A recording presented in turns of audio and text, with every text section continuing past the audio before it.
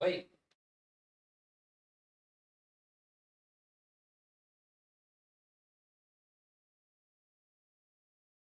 Hello. My microphone wasn't attached to my headset. You say, what? Mashed potato? That doesn't make any sense. I have something called a mod mic, and it has a magnet on it. You can put it on your own headset. Any headset. If you can stick something to it, I guess. I think it's like 40 bucks. 20 or 40. Anyways, chat room, welcome. It's Wednesday. Yes. Pardon me, chat. We're gonna listen to another song or two while I get my tea situation under control here.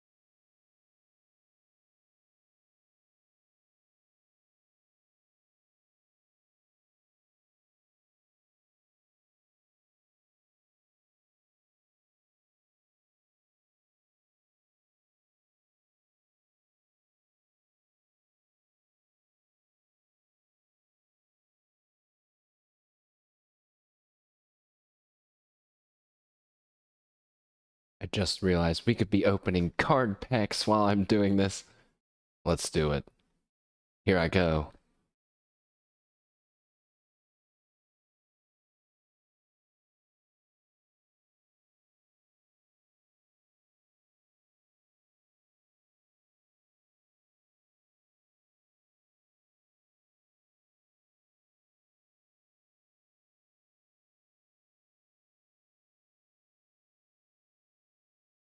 All right.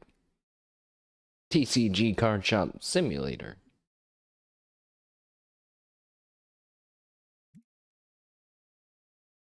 So, I may have played off stream a little bit. A little bit. Like a lot.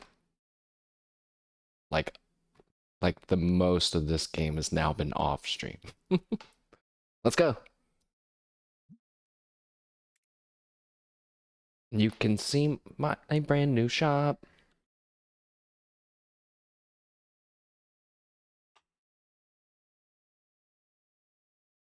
All right.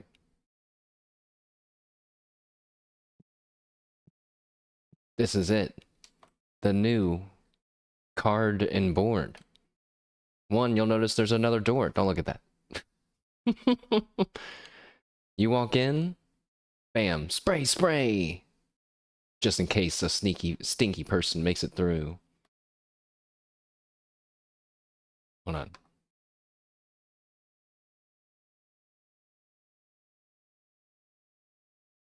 Let's turn on the actual game music for this portion since we're actually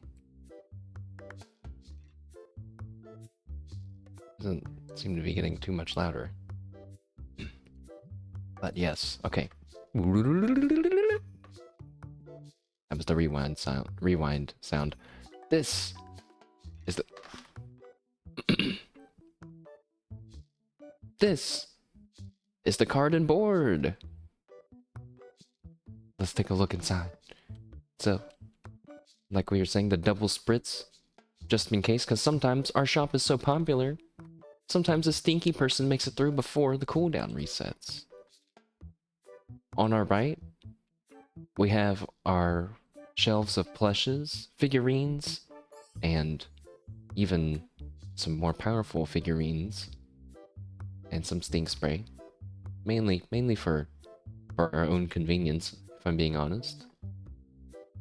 And on the left, we have some more accessories, some deck boxes, and the collector binder. Here's where we have my little workbench, which now that I'm looking at this store freshly, doesn't make any sense to have here. This is where the customers are. Also, we have our table of some cards for sale, individual cards for sale, and what I think looks pretty nice, but is not, not that complicated of a plan. We have our regular, rare, epic, and legendary cards, and then the what are they called? The battle decks.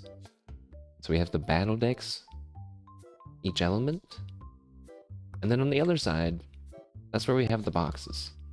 These rare boxes I can explain later. That's where we have the boxes. Because we're still mainly a box selling store. That's our roots. So see, that's one thing that hasn't changed. Here at the checkout, we have our little card sleeves. Not too big of a deal. We have a few dueling tables. In fact, there's like two in each row. And 2 checkout counters, and a bunch of stuff for storage, which I think looks pretty nice. It looks, I mean, I like this part here. What's in the view right now? Nice and normal. This, no. It's no good. It's no good. In through here, even worse. Even worse. No. I was trying to sell some individual cards, as in, like, a lot of them. I was trying to clear out my binder. I think I give up on that task. My god. I would be doing that for so long. So many cards. I mean, I was shoveling through cards, but it's just... I think I would rather spend time leveling up. Speaking of leveling up, we're level 42. Pretty crazy, right? That's pretty high. I don't remember what level we were at the last stream, but... since then, and I'm probably going to show it again later, if anybody pops in and is curious at how powerful we are, let me see. How powerful am I? $8? That's not look. $2,719. Although I do think I sold a card off stream for over $3,000. I have a few over $1,000 cards ready for us to sell. It's a slow burn. Just imagine this. A whole row of all these cards over $1,000. I'm edging myself. In game. Also, I've gotten some of these. I don't really feel that excited about these, if I'm being honest, because they're worthless. They're worthless. They just look cool. But I kind of like the white ones more than the black ones, but the black ones show off the color more. I don't know. I think I need to see one of the same one. So now, we're gonna open the store. I'm gonna sit in the corner and drink some tea while we open some cards. Hopefully my tea isn't too cold. If it is, we'll cry, and then I'll get up and heat it up.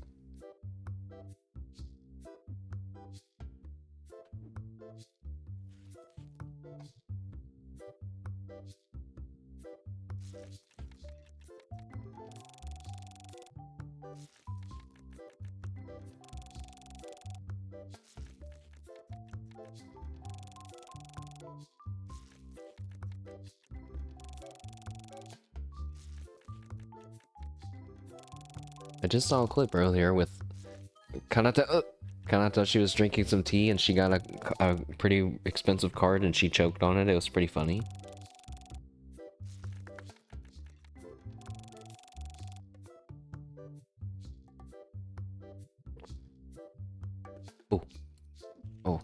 hate that you guys just heard that swallow sound. I'm so sorry.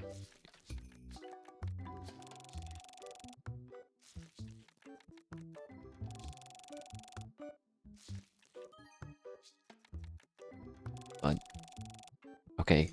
Alright, game. I'm on stream now. I'm ready for my streamer luck. I'll go, you know, oh wait, yeah, we gotta wait a little bit. We gotta wait a little bit. It won't come right away. Either, if it was gonna come right away, it would have already happened. But I'll go ahead and take my streamer luck now, please. Thank you.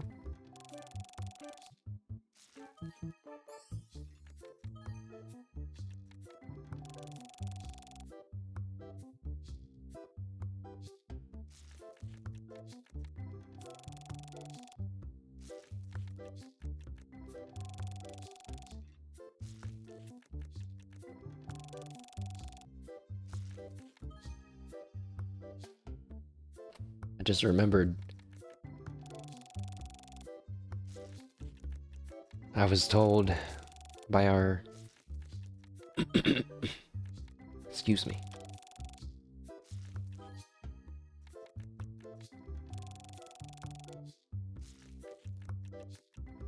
I was told by our pal Sweest that our long coveted goal that I admittedly have not tried to get for a while, the Isle of Yearning Soul in Lost Ark, drop rate has been buffed, which means the experience has been nerfed. I don't want it anymore. I don't want it anymore. Can you imagine being the guy that gets it now, like next, and is like, oh, and then they're like, oh shit, I got it. People are gonna be like, yeah, after they changed the drop rate. Does it even count? I did, based on the wording, it makes me think that it's just the bag. So the way that it works, for those that don't know what I'm talking about, is there's a bag. So you kill an enemy, and you get a bag. Or it has a less than 1% chance to drop a bag. So it takes a while to get a bag, right? But then, within that bag, there's a 1%, less than 1% chance to have the item that I was talking about, the Island Soul. Okay? So that's what, that was my Magnus, I don't know, that's probably not the right word. That was my holy grail of objectives in Lost Ark. And now does it even count? I like to imagine there's a very small group of very angry collectors that are like, I got Isle of Yearning, you know, blah blah blah, like when it was the old drop rate, this is bullshit. But maybe not.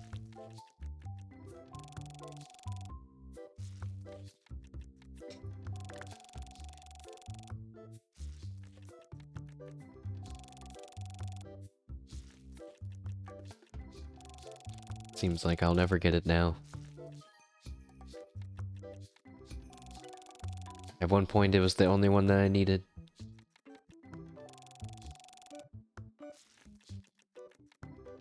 It's okay. I think next month is when Hearth and Heaven or something comes out. That tanning leather game that we talked about on stream, guys. Don't worry. Don't worry. It's gonna be so hyped. The game with like 100 players I saw on live at the same time. The one that our pal Seep said people are too busy dropping racial slurs on to talk about anything else. They're just dropping them like crazy. It's gonna be an interesting time. I might have to come up with my own censor for once, and maybe in honor of Miniature Nerd, I could break out the hedgehogs or something similar. I don't know.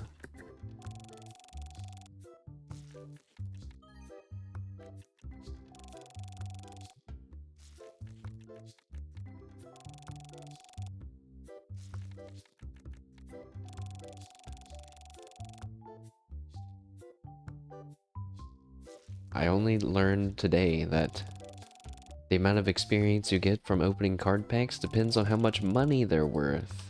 Which means the luckier you are, the faster you level up, which means that's why I'm on day 152 and I'm only level 42. It's bullshit.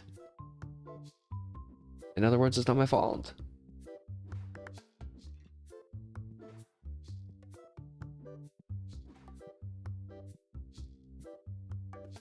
Also, yes, I have a bit of a system here where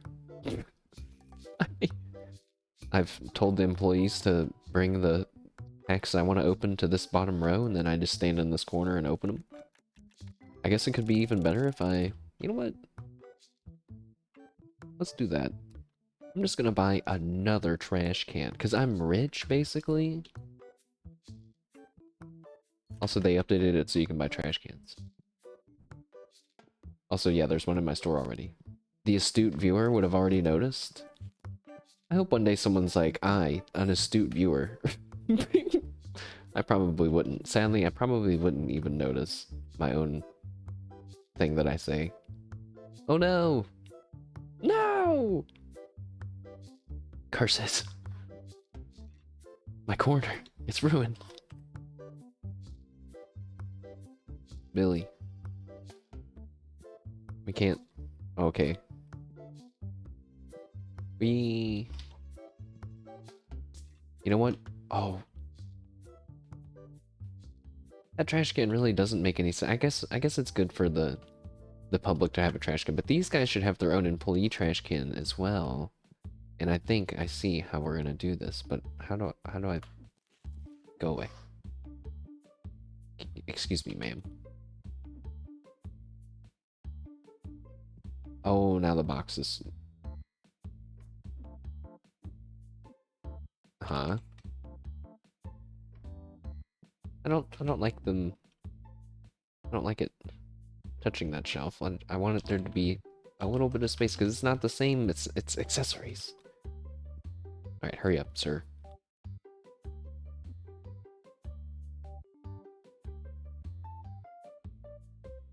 Oh, now the box is in the way.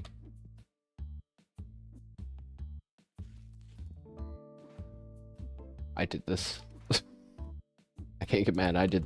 Oh, no, no.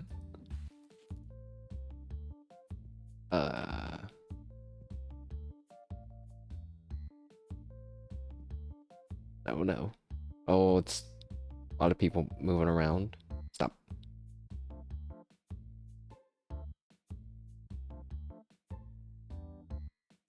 No, no, no.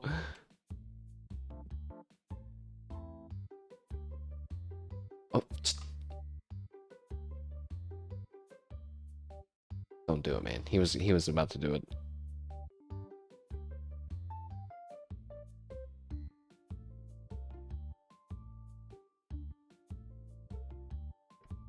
You know, the whole point of the stream was to decorate, but also this isn't even the part that I wanted to decorate. Also, why? Why? Why?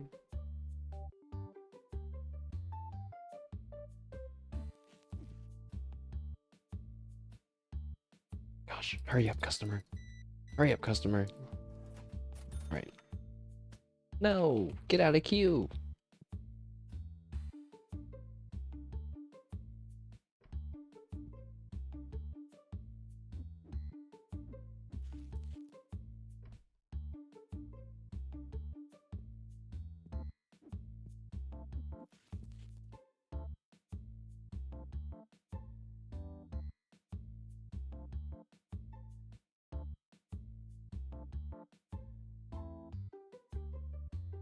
What did I...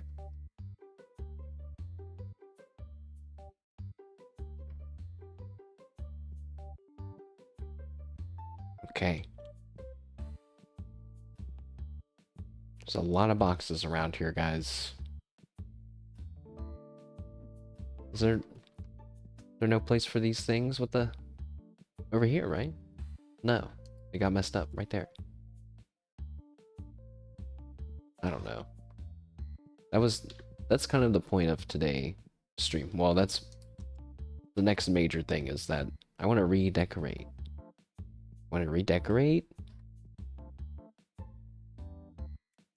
And I want to sell everything. I want to organize it by, I guess, the Tetramon and then the Destiny packs. But then also there's like elements. I think it would be cool to have like a fire section and a water section and so on. So like the red dice maybe, and the red card sleeves, and the red boxes. And maybe some other playmats. Sweden Rancho, hello.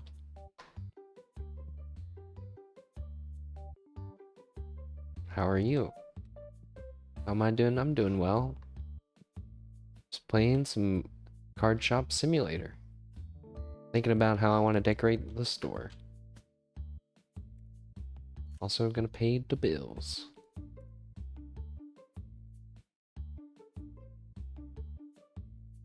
But then you think, and then I think we have our side room over there. That side room could be for like the dueling, which could have the play mats and stuff. I think that makes a lot of sense. I want to have like a plushie area. So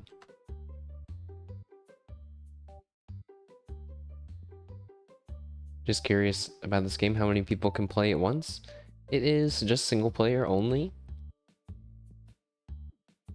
Currently. I don't know if they have plans, so they have on the right here, let's see, this is kind of what they want to do next. Nothing about multiplayer, but it is still a lot of fun.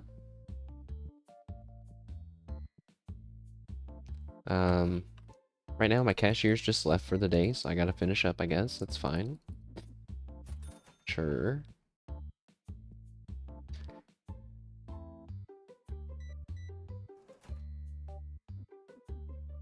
But yeah, if you have any more questions about the game, let me know.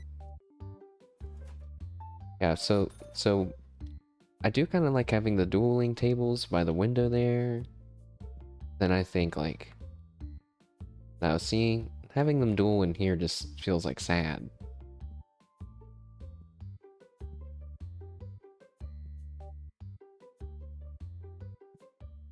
I'm streaming on the PC.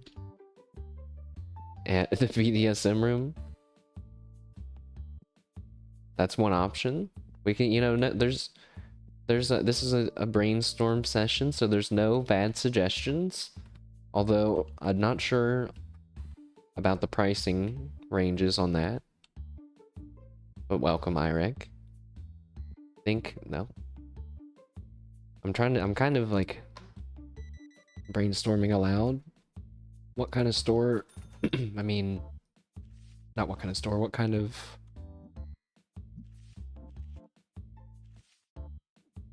stuff we want to have in each room.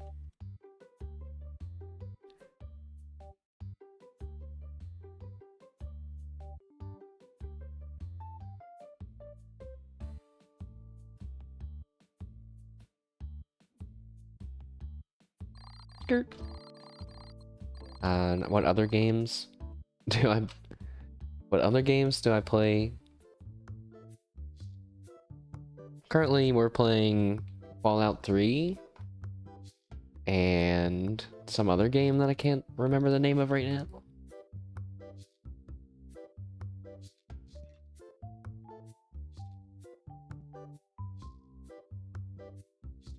Chef RPG?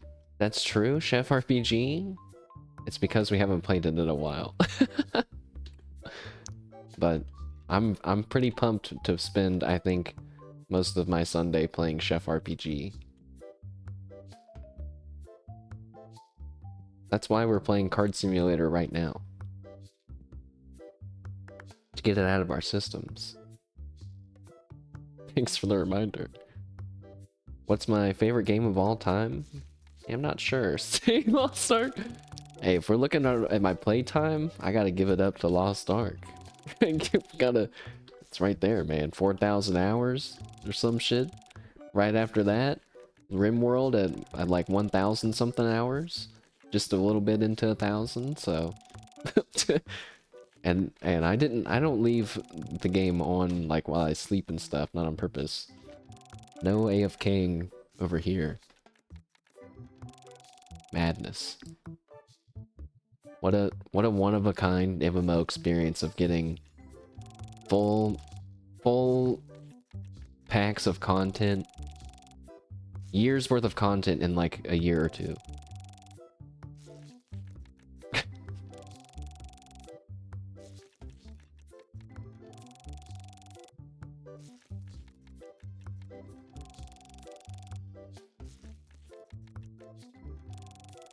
Sure, you can ask me anything you want, but I'm not looking for art assets. If that's where we're going. I'm almost positive that to chat it says that in the pre-chat thing. I'm gonna have to check.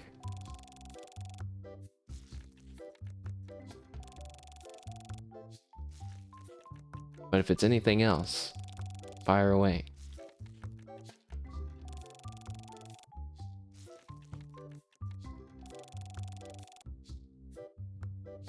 My tea didn't really help my throat, like at all. What do we do? I'll take my ultra super rare card now. Streamer luck, activate. Nope. No. That... Okay, I admit that was a rare card game. Let me be more specific. I'll take my super rare card that's worth over $50,000 now. I don't know if such a card exists. I forgot to open the store. Guys, whose idea? Who's in charge of opening the store? Not me. I'm in my corner. I'm in my corner with my new trash can. Flip. Dude, this game is it's such a bait, by the way, with how they have the cards where you collect the Tetramon cards for a while, and then it's like, wait, but now there's these things called Destiny Packs, and they're totally different than the other ones. And it's like, well, now I don't care about the other ones anymore. I've stopped caring at all now. I guess we'll just finish opening up however many cards I have on the bottom row. And then maybe we'll decorate some. Surely by then. Oh god, he just delivered another box. He just delivered another box of cards. Oh. I see.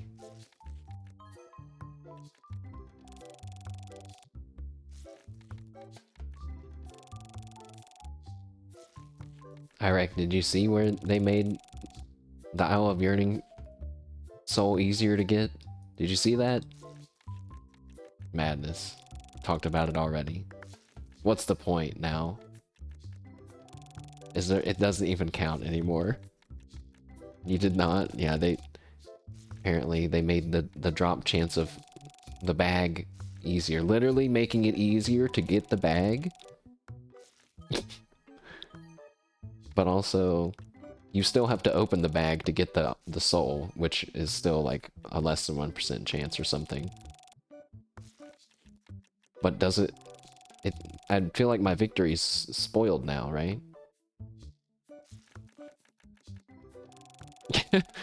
Alan's in shambles. I've gotten so many bags. And yet, no soul. I wasn't chosen. That's because all of my RNG has been saved up for this card pack. This next one, right here. You never got a single bag? I'll never forget the one time I went onto the island and I killed him once and I got a bag instantly. I was like, oh, whoa. I was like, wow, first try bag? This is it, right? It wasn't. But I was like, wow, what a crazy thing. First one of the day. I think one time I got a back-to-back one too. Like I used to run from one mob to the other mob. Literally changing my character so I can run fast enough. Yeah, I had an Isle of Yearning spec, basically. Isle of Yearning build. I'm a pro Isle of Yearning farmer.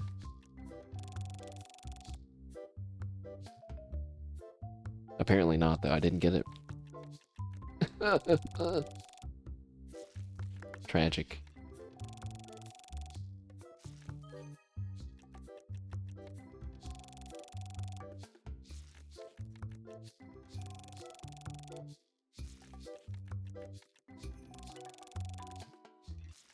Never asked the question. Yeah, I mean, I'm just trying to be nice, but it's also like, I'm getting big art asset vibes from this chatter. And that's what happens. And I'm like, are they real people? They respond in real time, but they always say the same things. Are they AI bots? AI has changed. AI has given me a whole level of anxiety and suspicion now. It's like, are they... Who are you people? I'm like, what do I have to put on my stream to not have that happen? Like, what? Look, I got a little chat window, all right? What else do you need? What else do you need from me? You need a... I'm not gonna go there. It's like early 2000 voicemails that had pauses. Yeah, and I feel like I'm talking to... like I'm getting baited and looking foolish even talking to them. But then I'm like, yeah, but sometimes it's just a real person. It's like, and I'm like, all right, no thanks, see ya. And they're like, all right, that's okay. And I'm like, all right, that ended peacefully. Sometimes they end peacefully. I really should, oh my god. I should keep score. I should keep track. No, that might drive me insane. But it just would be kind of funny. I think that's something that everyone that streams could share and a hearty laugh about. I'll be like, you remember when that used to happen to your stream? I've been keeping track of mine. It's this many people left peacefully. This many people said nice. This many people never came back again. This many people didn't even say anything. This many people yelled at me. At least no one's yelled at me really yet. I'm just waiting for someone to be like, well, your stream looks like shit. Fuck you and your stream. It looks like shit. And you're never gonna go anywhere streaming. It's like, oh no. Anyways, next card back. God, the levels take so long, man, but it's so messed up. All you need to do is draw a few $1,000 cards, and suddenly you're leveling up like crazy. I don't even want the cards for money. We got plenty of money. I just need experience. And or a full foil ghost card, so I get that achievement. And a one-of-a-kind dopamine hit.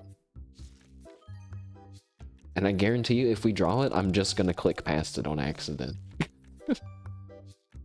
I don't even pay attention.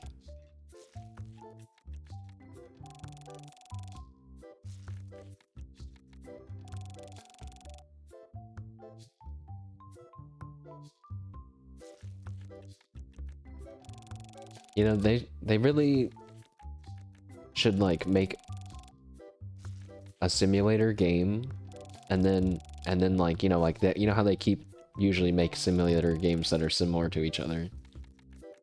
But then they should like come out with like an MMO version of where they're all connected, and there's other people. Wow. Now I'm sure what I just said is like technically, I mean, an extreme jump in the amount of effort and technical whatevers that's gonna go into that making that happen. But I'm just saying that that would be cool. All right, it could be the simulator. Basically, it's just real life. They could put off, or wait, what's that game? Is a VR game about working? Job Simulator? I always wanted to play that. That's gonna be like such an ancient game by the time that I get VR. It's already like one that people probably look fondly back on as one of the first ones they played, and then not anymore. The first VR game that I ever remember playing was in arcades. There was like this giant yellow dome thing that you put over your head, and it like had two gun trigger handles on the side, and you could like you would stand there and like rotate around and it gave you, you know, like a 360 kind of experience. You're basically like on a gun turret in the desert. It was awesome. I don't even know what the game was called. Why were we in the desert? See, now modern day gaming has ruined me. Everything has to have lore now. Just kidding. What's the lore? What's the backstory? I forget where I saw that from. It might have been on Gumball. Gumball is a very funny cartoon. Don't sleep on Gumball just because you think maybe you're too old for cartoons. It's hilarious. I just remember that clip of the family being scared of the mom going, eh. That's what it feels like sometimes. Oh, what? I don't want you. Get out of here. Who put that box in my... this is my space. This is my card opening space.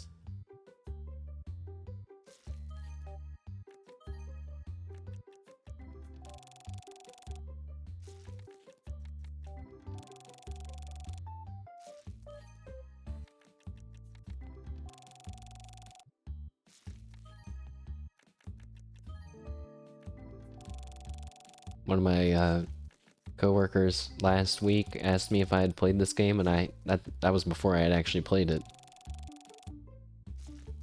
He said he was having a lot of fun with it. But he went on vacation this week to go fishing. He's about to come back. I'm gonna be like, what level were you, by the way? How far did you? And he'll be like, oh, whatever. And I'll be like, oh, okay. I'm this level now. And I'm probably gonna make him stop playing. So now that I say that out loud, I'm not gonna tell him what level I am. I'm not gonna do that. I'm gonna let him have fun in his card shop, guys. Meanwhile, I'm up here with $100,000, but means nothing. But maybe it'll mean something one day. Maybe.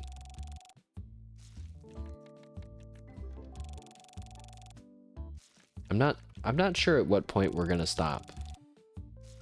We have to at least hit level 50. Not this stream, but I mean like in general. Because that's when you unlock the last level of cards that you can open. I'm pretty sure.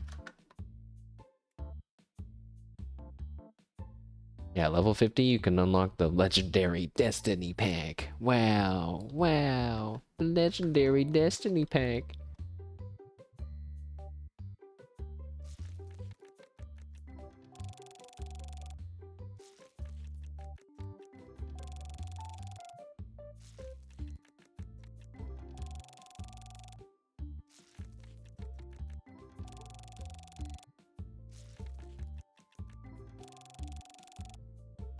Chad, I was watching our... Imagine going to the store and the clerk goes, sorry sir, you're too much of a noob for this item. That could happen at the card and board if they're not careful. Or basically we'll say that they're too poor and point and laugh at them. Just kidding, we wouldn't do that, but we also still wouldn't sell it to them.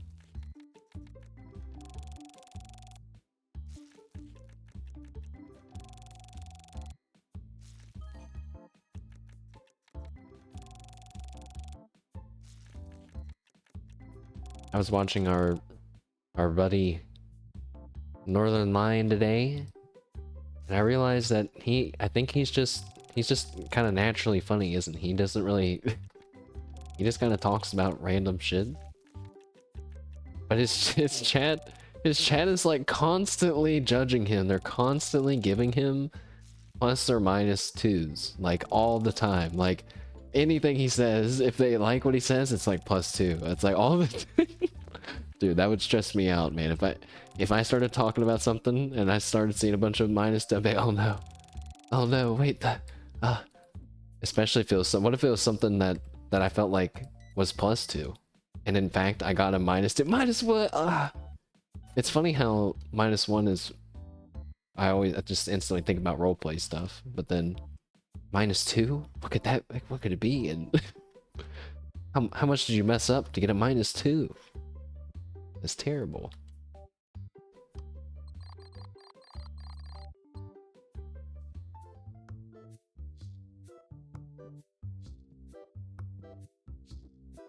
Okay, so now that I've also given up on the idea of trying to sell all of my cards, we only have to have like 1 or 2 of these super special things of cards. 35 dissatisfied. They can get the fuck out of my store.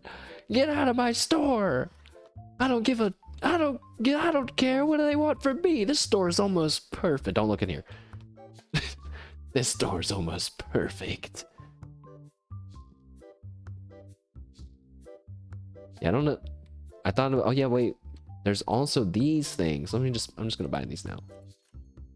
There's also these things. You can buy board games, and then there's dice you can sell. So I was like, this could be the dueling area / dice, like in board game area. Nice store, except for the goblin in the corner opening packs.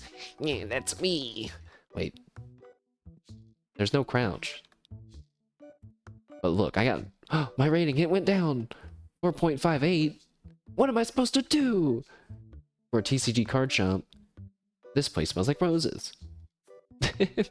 Love the prices here. Oh yeah, I also installed a mod, guys. I installed a mod successfully, I might add. Now, admittedly, this mod's instructions were basically open the zip. Go to your game file. Take all the files in the zip and put it in the game file folder. It's like, that's it. Got it. Nailed it. Easy. This one is actually like, dude, it's so good. They're gonna add this as a quality of life feature eventually. But like, let's say you want to sell a card. Before you'd have to put it down and set the price each time. This one, put it down, and it has like some settings. Really hard to see, but it has a bunch of settings where you can say like, I want it to round all these items up by 10% or whatever, and then it'll do it. And you can make it do it by every day, at the start of every day, and it changes based on the market price, because the market price of every item changes all the time, which is why you can't just leave your prices at one amount. And if you sell, so basically if you sell a lot of products, you'd have to go around being like, doop, doop, boop, boop, boop, boop, like every day. Screw that. I want to have a realistic store, so I'm going to use my magic marketing skills to set the prices with my brain, with my mind every day. Speaking of magic marketing skills, I have had my I have had my Stellaris passion semi-reignited. What's Stellaris? Mashed potato float? Thank you, curious chatter. I will explain to you, since you know nothing, clearly. Stellaris. Stellaris is a 4K grand strategy game. I think that's the right genre. Is 4K the right thing? Anyways, it's a grand strategy game. It's a space game. You run your own empire. But man. 4X? Yeah, 4X. What's it for? It's a 4. I said it's a 4,000. It's a 4,000 grand strategy. That's what I said. Cool. I'm thinking of Warhammer, but that's 40K. Basically, I'm not very smart. I may have eaten some devil's lettuce like right before this. It's a high quality game, Stellaris. Have you played Stellaris before? Stellaris is actually, if I look, actually I can't really look right now, but Stellaris is up in my top 10 most played games for sure. But it was a long time ago. You've heard of it, but thought it was some space exploration.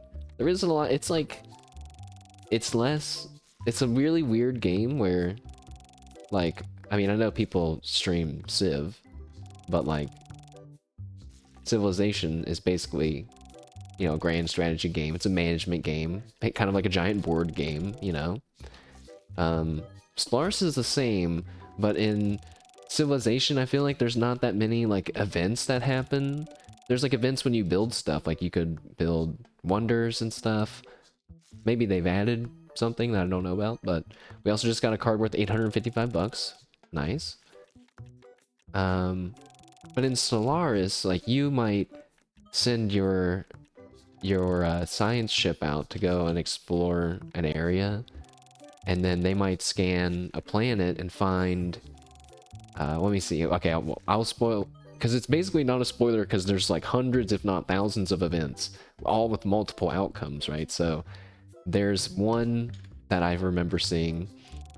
There's a planet that they found with like a weird orbital shield around it, and if you scan it, you notice that the inhabitants are like a race of panicking lizard-like beings that are frantically like trying to, it seems like, to assemble some sort of device, and they die, they burn up to a crisp, I think. Either that or time stops and it resets back to literally the dawn of their creation, and is in like super fast forward. So they're stuck in a time loop in a shielded planet, okay?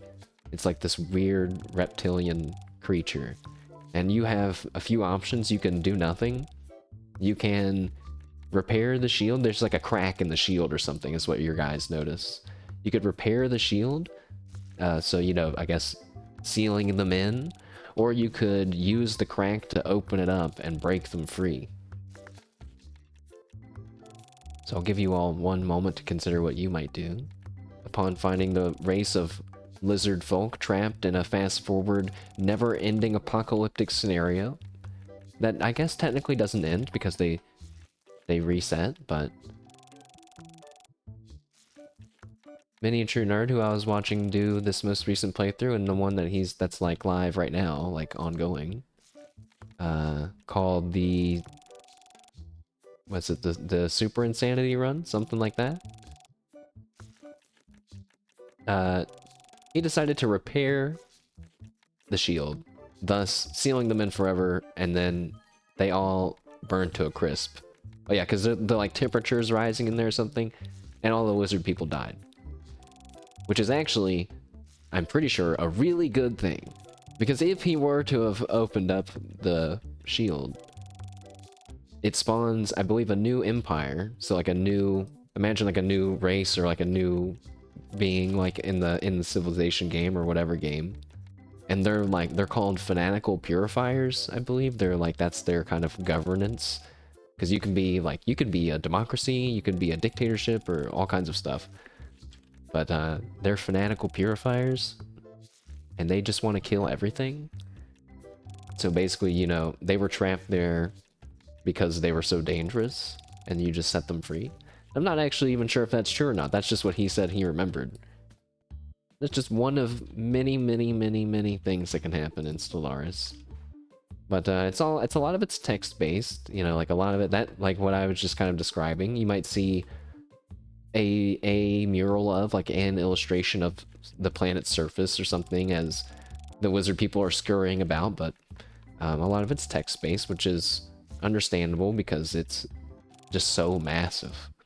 But there's all kinds of different empires that you can have, and going back to what I was talking about, magical marketing, something like that, there's an update called the Megacorp update, where you can play as that, like focused on trading and like other updates to the game. There's a lot of DLC to Stellaris.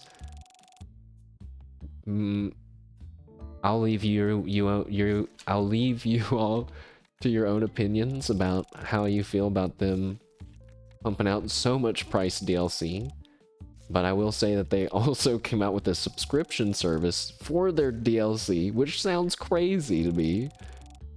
But objectively, it's a good deal if you're only gonna play it for a little bit, because it's only, I think, $10 or $5 a month, and one DLC is like $20, and there's like 8 plus, I don't know how many, you know, they're varying levels of content. Sometimes it's just like a new species pack with some like maybe some like artwork and some other stuff, and then maybe there's one of like whole like mechanics, like oh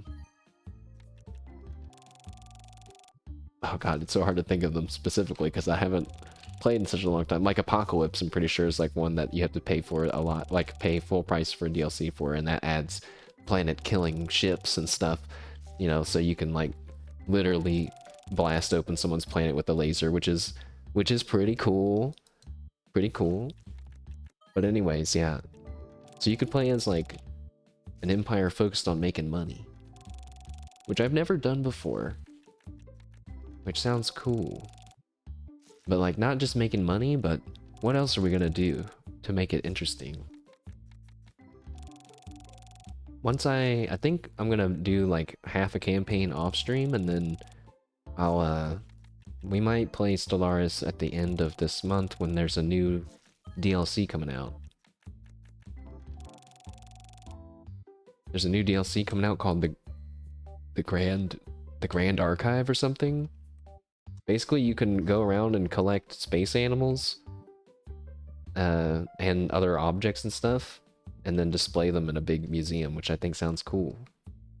A big museum that is like the size of a planet, which sounds cool.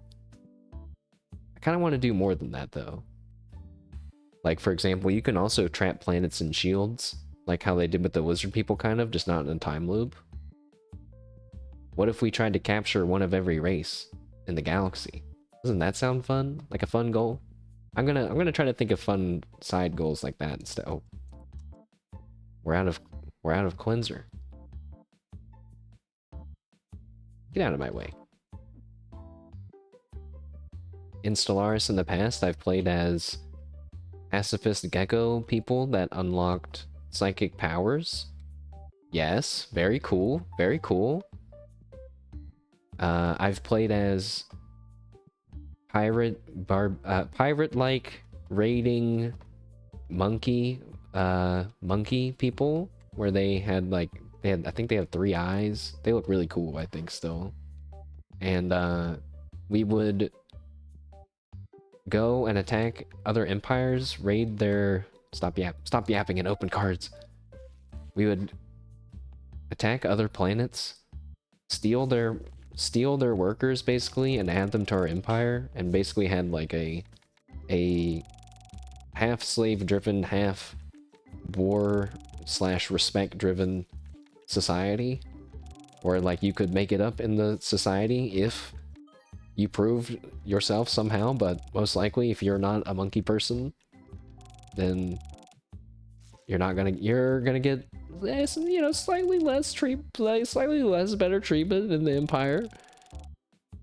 That's just how it is. That's how the cards played out in that particular universe. You can also play as second class citizens. You can also play as like robots. You could, like, for example, you could play as a alien, and then, you know, add robot parts to yourself, and then slowly ascend into being a robot. And then I even saw you can turn yourself virtual. Doesn't that sound like crazy? Like, I mean, I don't know. This game is really cool. It's still like a strategy board, the game, but still like, it's like, wait, so your like race of aliens like modified themselves to become robots and eventually uploaded themselves to become virtual beings? It's like, that sounds crazy. That's just one example. I don't know what we're gonna do in my game. I think I'm gonna play as a pacifist though, because I kind of like playing defensively. Basically because it's a lot of fun to just kind of manage your empire and do things peacefully, and then if someone decides to come and try to kill you, you turn on all of your guns. you turn on all of your guns that have nice defensive bonuses because you're a pacifist and they declared war on you and you're just minding your own business.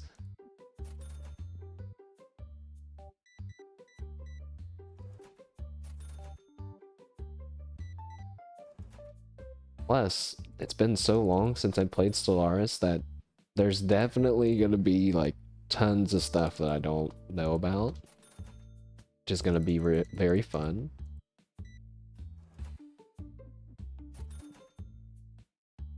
In every Stellaris game, there's two things that can happen. Well, there's lots of things, of course, that are basically guaranteed to happen, but two things that are worth mentioning are the mid-game and end-game crisis, which already sounds pretty alarming, probably, yes. But they're like events in the game that are really, would you guess, really bad. I can only remember one example of one, but basically there's one where it basically happens like at a certain point in the games. The game works in like years, so after so many years it has a chance to happen. It's kind of like a way for the game to end one way or another, you know? Or not, or maybe you guys defeat the crisis and then, yeah, I don't know, maybe the galaxy lives in peace. Semi-peace. But one of them was an example is like rifts open up across the universe, and then like this army of other dimensional beings start pouring out, and when I say pouring out, I mean like massive armies reproducing themselves at insane rates that were just like, it's like, run! What do we do? Oh, Jesus Christ! And you better hope, man, that they don't open up right beside of your capital planet or anything that you hold dear, or that you have nice defenses, which we will, because we'll be pacifists. But there's other ones that are probably a lot cooler. I mean, that one's cool and scary, but you know, it's basically just like if you got attacked by another empire that already existed in the universe.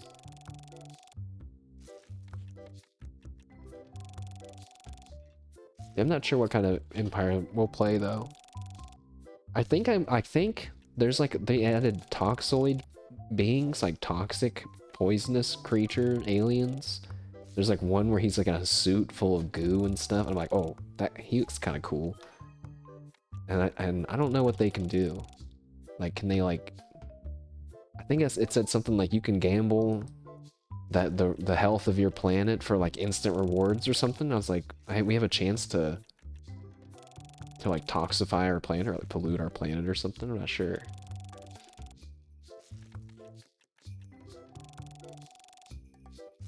But it sounds cool. The Gamba people. I mean, it sounds cool. I mean, what could go wrong? We gamble and our planet gets dirtier. Aren't we already really dirty? Oh, you can also play as a hive mind. You can play as a hive mind of any race. Like, you can play as a hive mind of people, but I think most of the time you see like hive mind of bug people. That's kind of like a unique way of playing. I thought about being a hive mind pacifist because I kind of thought it was cool. I forget what the character's name is, but on Rick and Morty they had the one character that was a whole planet, but she was just like a lady, you know? She wasn't a ravenous trying to kill everyone race of monsters. Just a lady who also happened to be a group of people as a hive mind. Yeah, I never played as a hive mind, so I could be down for that. 145? Was there a card worth 145? I wasn't paying attention. I'm too busy thinking about hive minds.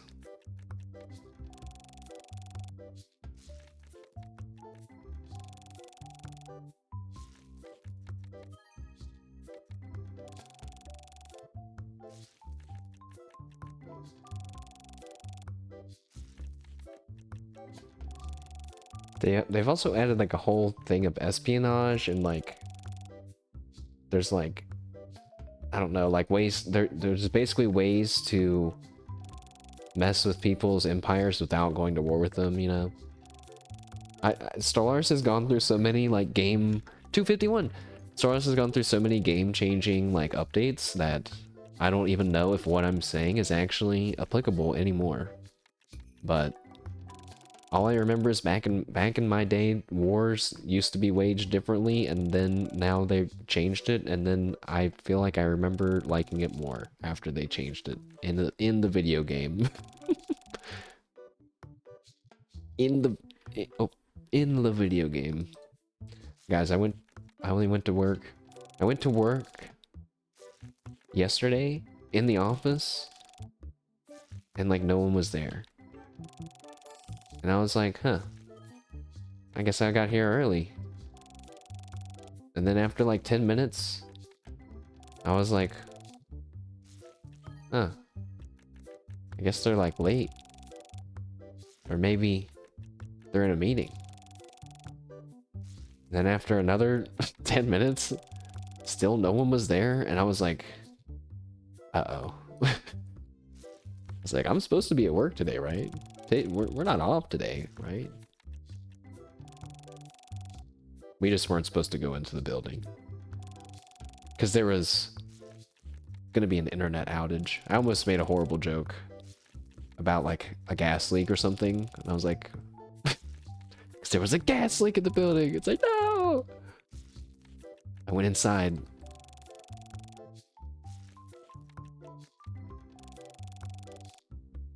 And then was told that there was going to be internet outages. Shrugged and ate my oatmeal sandwich. My oatmeal cream sandwich. And then at lunch, I ordered a pizza and went home.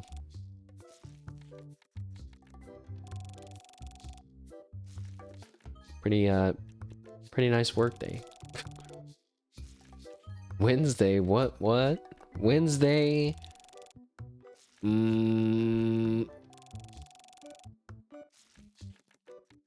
I can't think of any. I can't think of anything card related.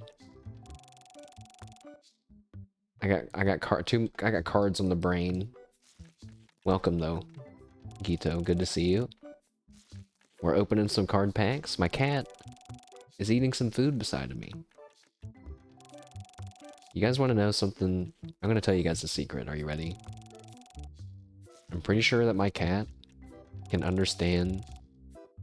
Now I know cats can understand what we're saying sometimes, some stuff, right? But I swear my cat understands when I tell her to chew her food. Because sometimes she just be eating her food and swallowing it. Sometimes she just swallows it, and I'll tell her, I'll be like, chew your food, and literally then I start hear her crunching. Man, it's like, what is that? What is that? It's happened multiple times. Multiple times. There's really not that many times where I'm like, dang, I wish I had a girlfriend. But there's weird moments like that where I'm like, I wish I had a girlfriend, so that way someone would be here to be like, yeah, that happened. She does actually chew the food when he says that. I'd be like, thank you. But no. Now, you know what? Probably not great that I said that. Because, like, what if future girlfriend hears that? Just makes this, is that why we're dating? so I can be your cat witness. I'll be like, and I'll just post the caught emote.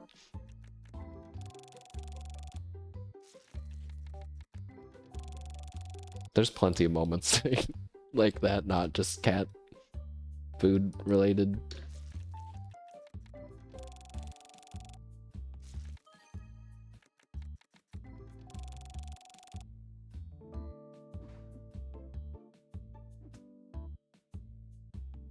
What else?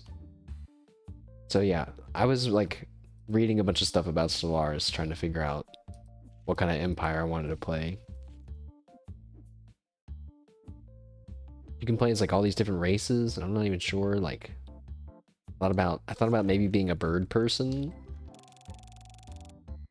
Then I thought about making it like VTuber related. Like we're gonna take over the world with VTuber, the universe with VTubers somehow. There's literally like a race of, you can play as a race of robots that are meant to take care of another race of organic beings. Basically, think of WALL-E, the humans from WALL-E, and how they were in that space station super fat and didn't do literally anything at all. That it's literally that. And it's pretty cool, actually. So I thought we could do that, but like phrase it like it's VTubers.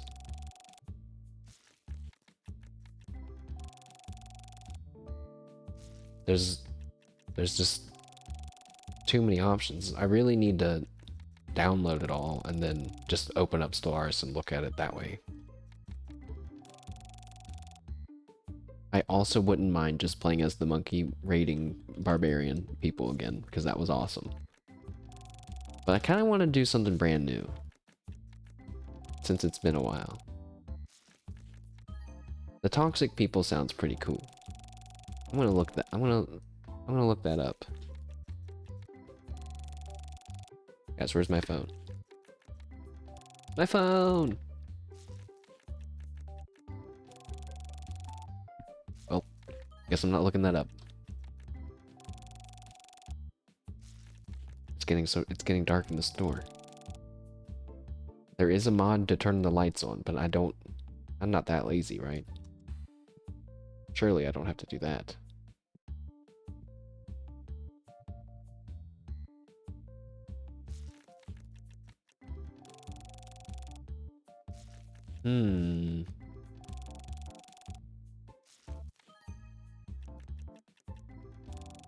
Yeah, so I guess let's start with what we know we're gonna do. We're gonna play as a pacifist.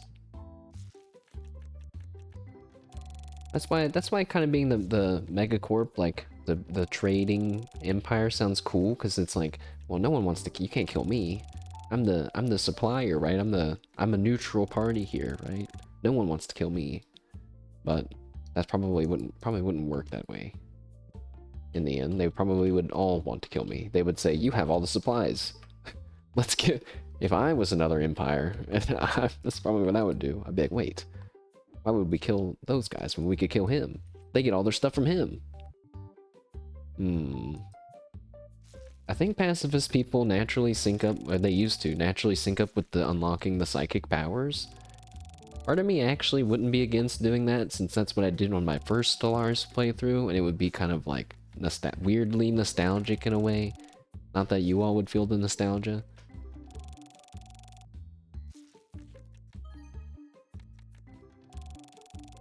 I don't even really remember what the psychic powers really offered us. I think it gave...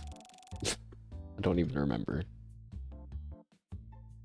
I think we got special, like, soldiers, and our ships could be upgraded with shields, different shields. It was like, I think it was basically as if we were, you know, using our psychic powers to fuel the shields on our ship, which is very cool, you gotta admit. Like, imagining some, in this case, we were gecko people. We had robes on as well. Robed gecko people, kind of standing in a little formation inside a ship. Lasers and whatnot flashing all around them. Some other gecko people piloting it, sweating, because it's a very high stressful situation. magic purpley glowy bits emanating from the ones in formation as the shield they're casting wanes in power under the stress of their situation. Are you guys seeing the picture painted in your mind right now? The consoles beeping like crazy, smoke starting, sparks and smoke coming out of the thing.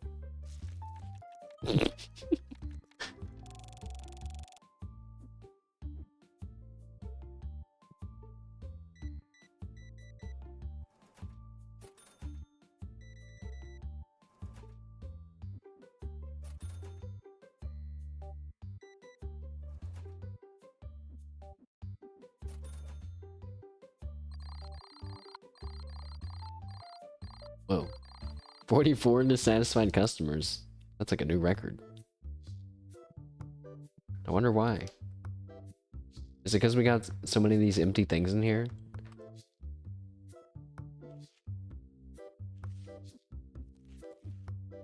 I'm done with these.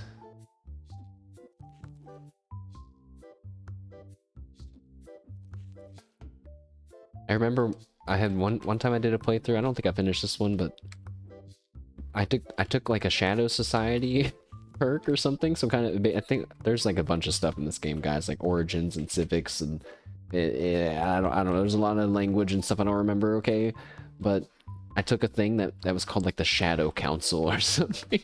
So we were a democracy, but basically I could use, I think it was influence, like literal points called influence, to elect certain people as leader of the empire.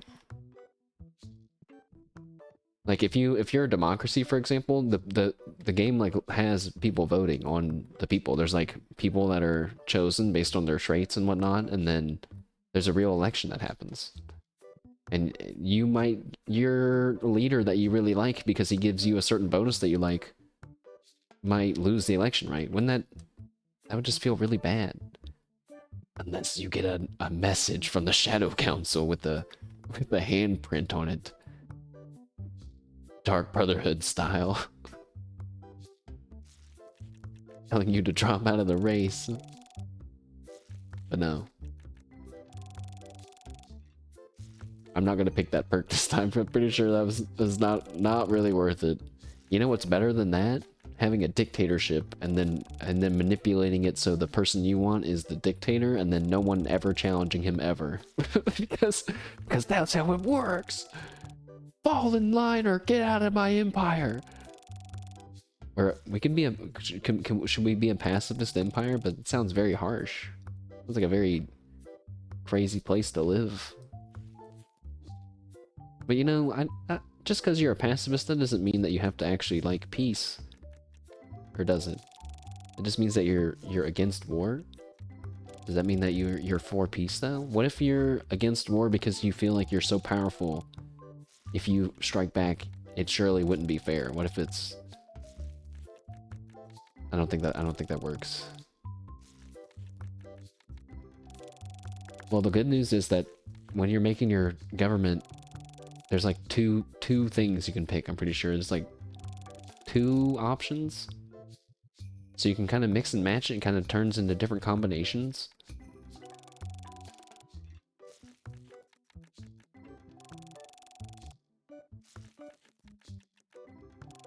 So we can be a pacifist. It just means we can't be militarist as well, but we could be like a pacifist and something else kind of economy. I mean, empire.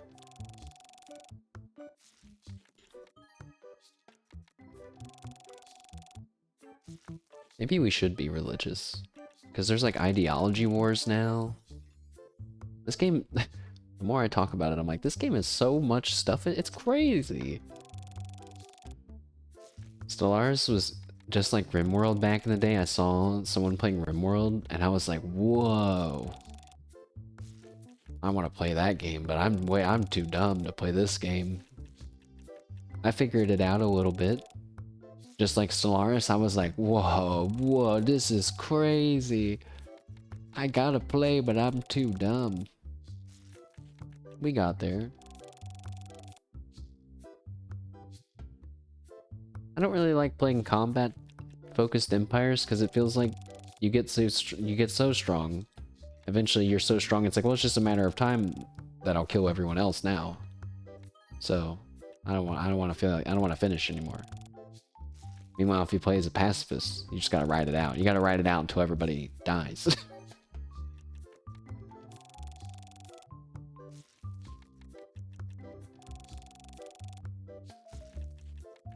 It's a pretty neat game, guys.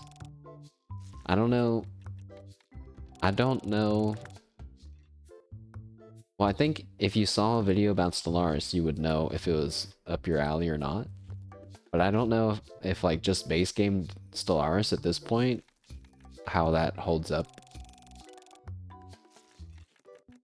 There's probably lots of discussions out there about what people feel like are mandatory DLCs.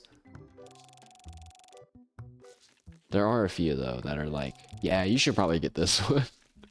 Yeah, you should probably get this one. You can skip this one. Oh yeah, there's one about like storms, astral storms. You could be a storm rider. I'm like, wait a second, this sounds like really fucking anime. Really, also really young adult teen novel. Riding a storm. I'm pretty sure I read a literal, yeah, a real book about that. Now that I think about that, where in that universe there were these like crazy storms that did unpredictable things to people.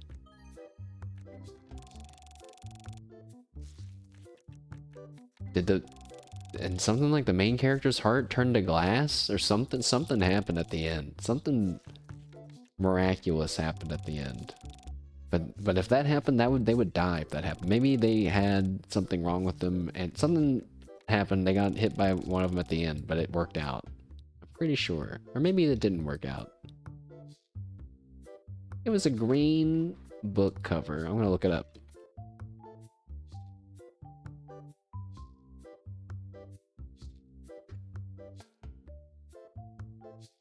I found it. It was called Storm Thief. It was my first guess. I'm a genius at guessing. Wait, that's a different one.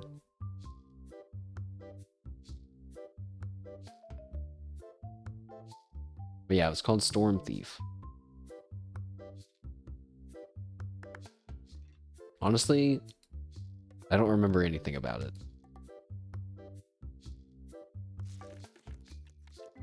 Other than what I just kind of rambled about.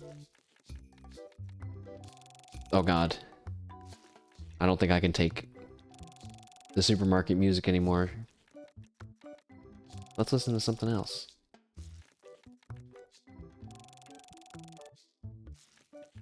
Wait, I got it. Let's listen to some Stellaris soundtrack. Because that's another really good thing about the game. Oh yeah, I'm a genius. Skirt. Hold up. Check this out, guys. Stellaris OST. But what song? I don't know. It's okay. Probably doesn't matter. Any song. Oh yeah. Oh god. Instantly. I'm like flashing back, but also feeling like really stressed out, being like thinking like, oh god, this is my I have to think hard or everyone's gonna die thinking music.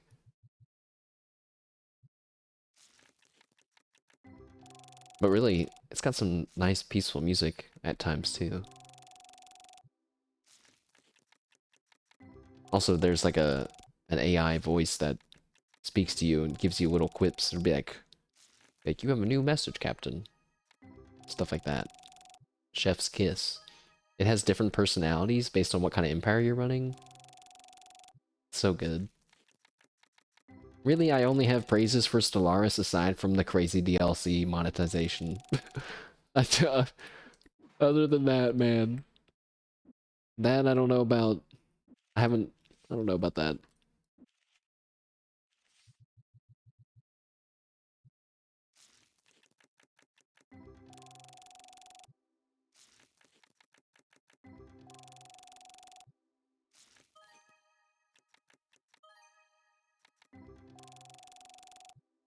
See, it's like a nice feeling. You can imagine listening to this, commanding your new, freshly built fleet equipped with their latest weaponry, shielding, and other technology. Perhaps you found an organic artifact that enables your ships to have some sort of, I don't know, sapience. I don't know, something correct. Who knows? You're moving them through the cosmos.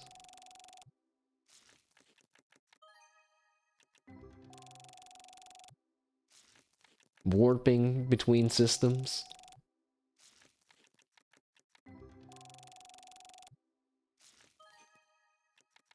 That's what we're gonna do. The combat, if I remember right, is basically like rock, paper, scissors, but kind of like with a lot of modifiers. Who knows what kind of ships will make. I remember, I think I liked using kinetic weaponry, because I just thought the idea of shooting bullets in space was really cool versus lasers.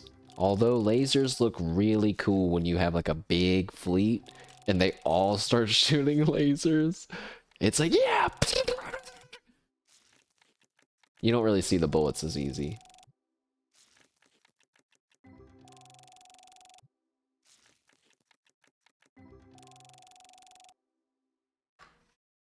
Might be a little loud.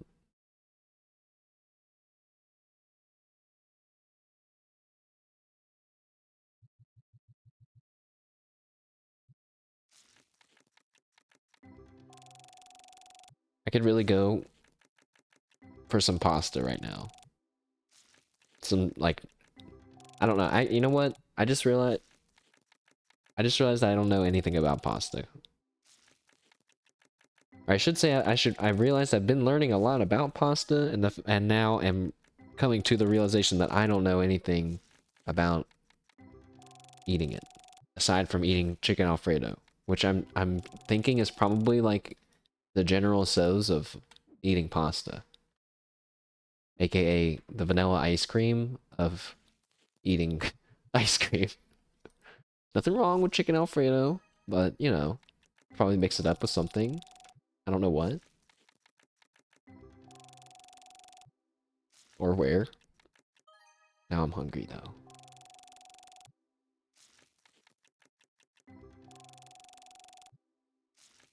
Dang it. Now I'm thinking about Northern Lion. He's eating dang Korean chicken and something barbecue.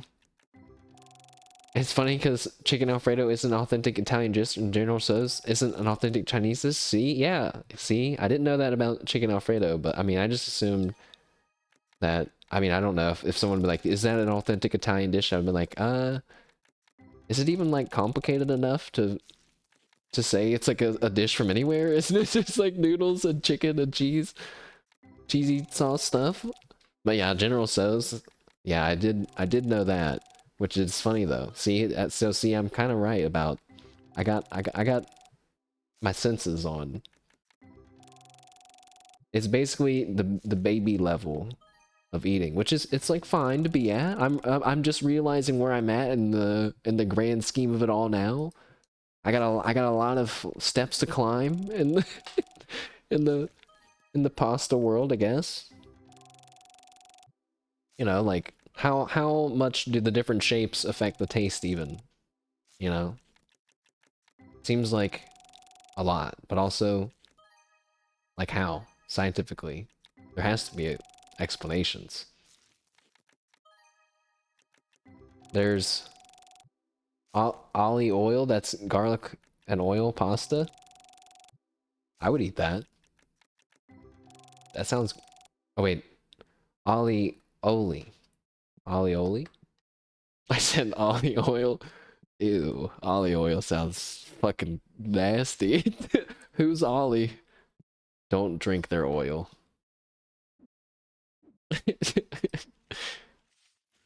That sounds good though. I'm gonna look up a picture of it. I shouldn't do this because I'm already hungry.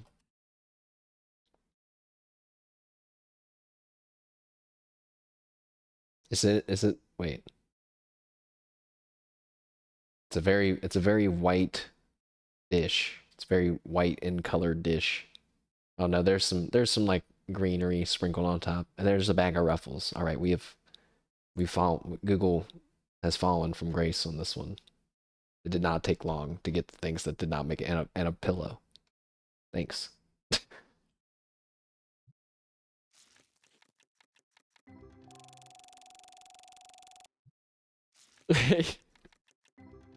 All libido.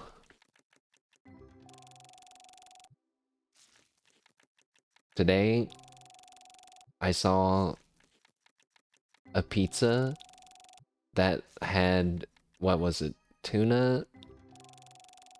Now that I'm saying this out loud, it sounds not true, but tuna and onions and big blocks of cheese, I think, and then some kind of cheese, and the crust, the crust was corn. It was corn, like on the cob.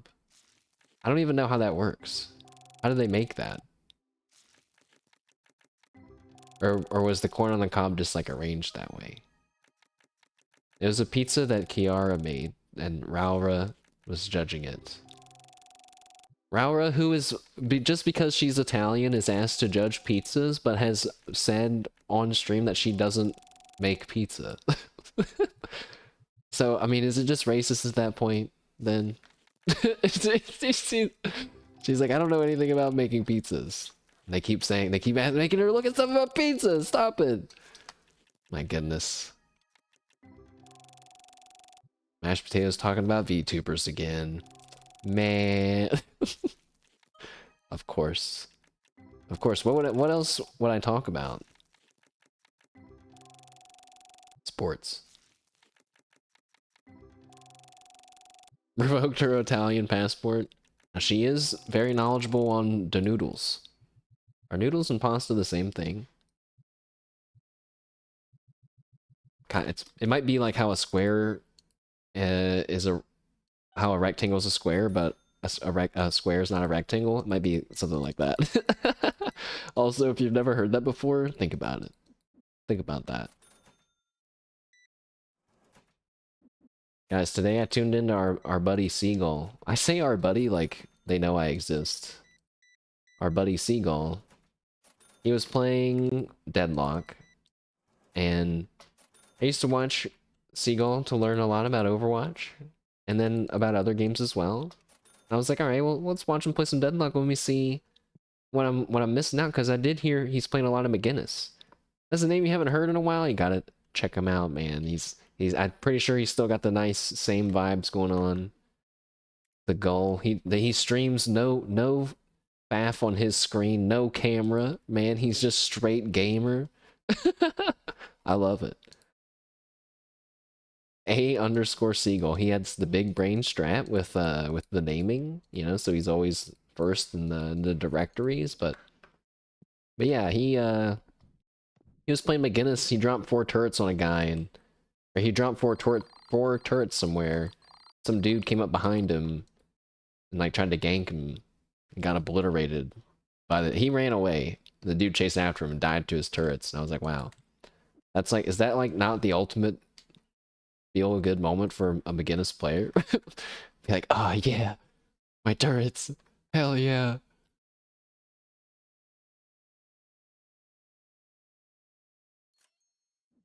I learned that there's no way I'll be able to play in such a way. Jack made a kill room once. Yeah, see, that's another strat. Just like, especially because you have the wall, you could just you know, like make it look like you're like, oh no, you run away from someone. They're like, huh, this fucking noob McGinnis pushing up, but they run into your kill room. You wall them, listen to their screams.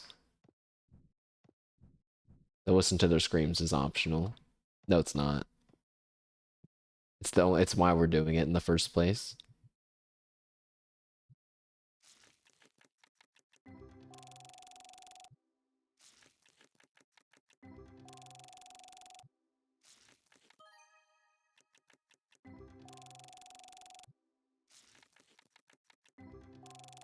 I saw some. Oh my god, man! I saw Matsuri and someone else. They were playing Squirrel with a gun today, and I was like, God damn it! God damn it, I wanted to play Squirrel with a Gun, but it's too expensive. I don't want to pay that much money for a Squirrel with a Gun.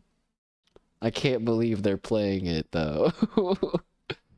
Sweet, what's up, man? Welcome. Any Giga cards? Not really. I got, not this stream. Off stream. Off stream, I pulled, this is the, I started saving the more expensive ones. I got a 3,000 one here. There was an $800 one? No, IREC, that's no good, IREC. It's not good enough. $800. But off stream, there's been a lot of off stream gaming. More off stream than on stream. But I have some ghost cards. These are technically the rare cards, I guess, too, but see, they're just plain. They're not foil. We're still trying to get the ultimate ghost full foil card. Who will it be? Who knows? Probably never gonna get it. But that's okay. Because we've transcended. We're just in our corner opening packs. Talking about random stuff.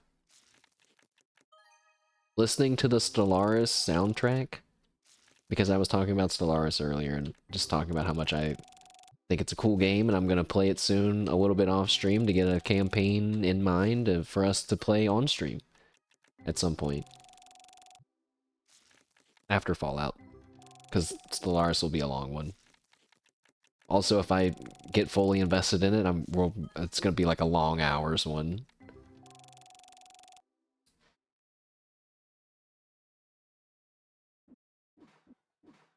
Also, Chef RPG. Guys, I'm out of card packs to open. Now is when I'm supposed to redecorate, but I really don't feel like doing that right now. We were supposed to decorate, guys. But instead, I'm going to take all of your luck and open more card packs. No, you're trying to run away. You can't. Your luck tastes terrible. You guys need to wash your luck more. But I got it. Now that I've taken your luck, my luck was already negative because Kyla takes all of my luck. It's time. You hear the Stellaris music? Wait a second. So good.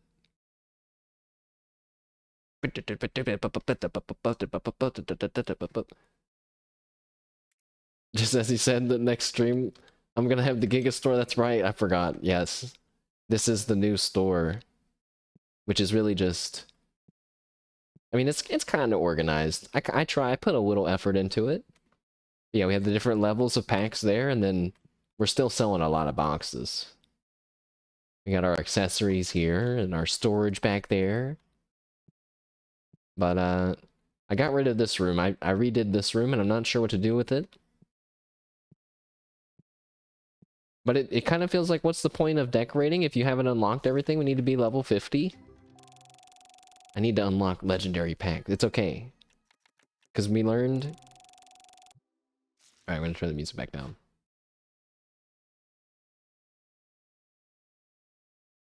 If you get more money based on how much... I mean, more experience based on how valuable the cards you are. Like the cards that you get. So like if you draw like $1,000 card, you get more experience. So all I have to do is draw really expensive cards to level up faster. Except the only thing is I'm not drawing expensive cards! Please! Please! Please. Alright. I'm supposed to have streamer luck. That was another one of the big reasons why I started streaming. I've seen it happen. To other channels. Not me. Where is it? Also, if we get a super rare card, I'm gonna skip past it on accident. Never mind. I thought maybe because I was talking about it, we got one. No. $84 my ass. Okay, but let's maybe in Stellaris I'll think about it like this. Like, what do I don't want to play? I don't want to play robots. Sorry if you think robots are super, super, super cool. I'm just really not interested in having a machine empire. That's not saying that we won't somehow maybe get robots into our empire, but how dare you, Mr. Destructoid? Is he... What is... Who is Mr. Destructoid? Where did he come from? But there was some emote that's gone now. Is it? Bible Thump's gone now, isn't it? Or it's gonna be gone. They didn't want to pay for it because Twitch is gonna be broke. It's still there! Wait. No, but see? That's a 7TV emote. Oh no! They added it to 17. I mean, that's the easy and best solution. Maybe that's why they didn't pay for it too. They're like, nah. You wish we would pay for this again. But in fact, the users will take care of it.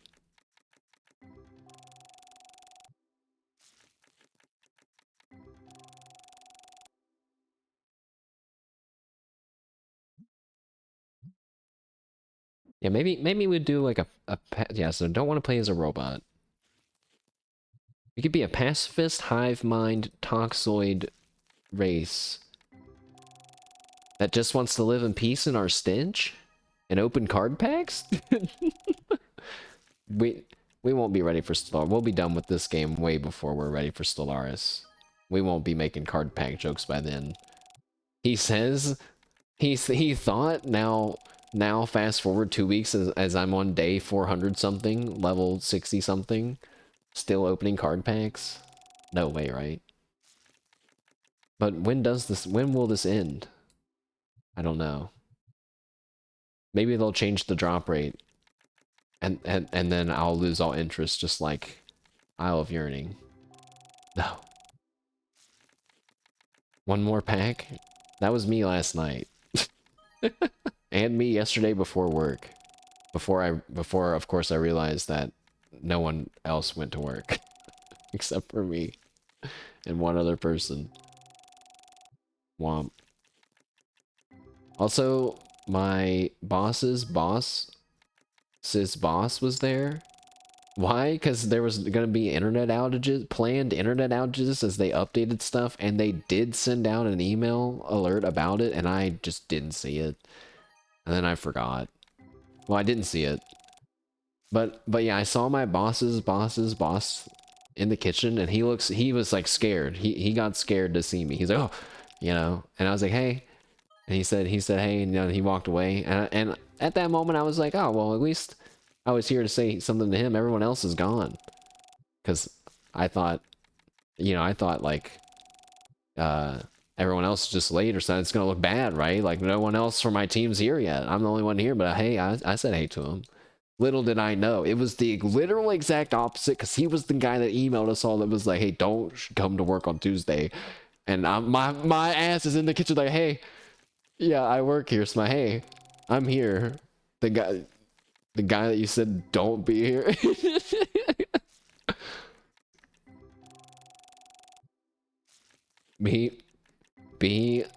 You drive 40 minutes to work, empty parking lot. The boss arrives too, and you look around. He looks at his phone. He says, "Oh, sorry, we're closed today. Forgot to tell you." That happened to you? My goodness.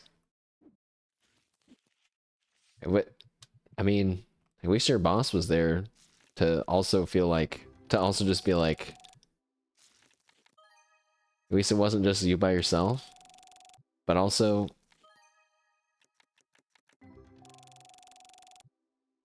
I don't know. I feel like some of my coworkers would have been like, "You owe me lunch for this. Like, take me out to breakfast now," because I wouldn't do that. I'd just be like, "All right, I'm going home. Go enjoy my time home."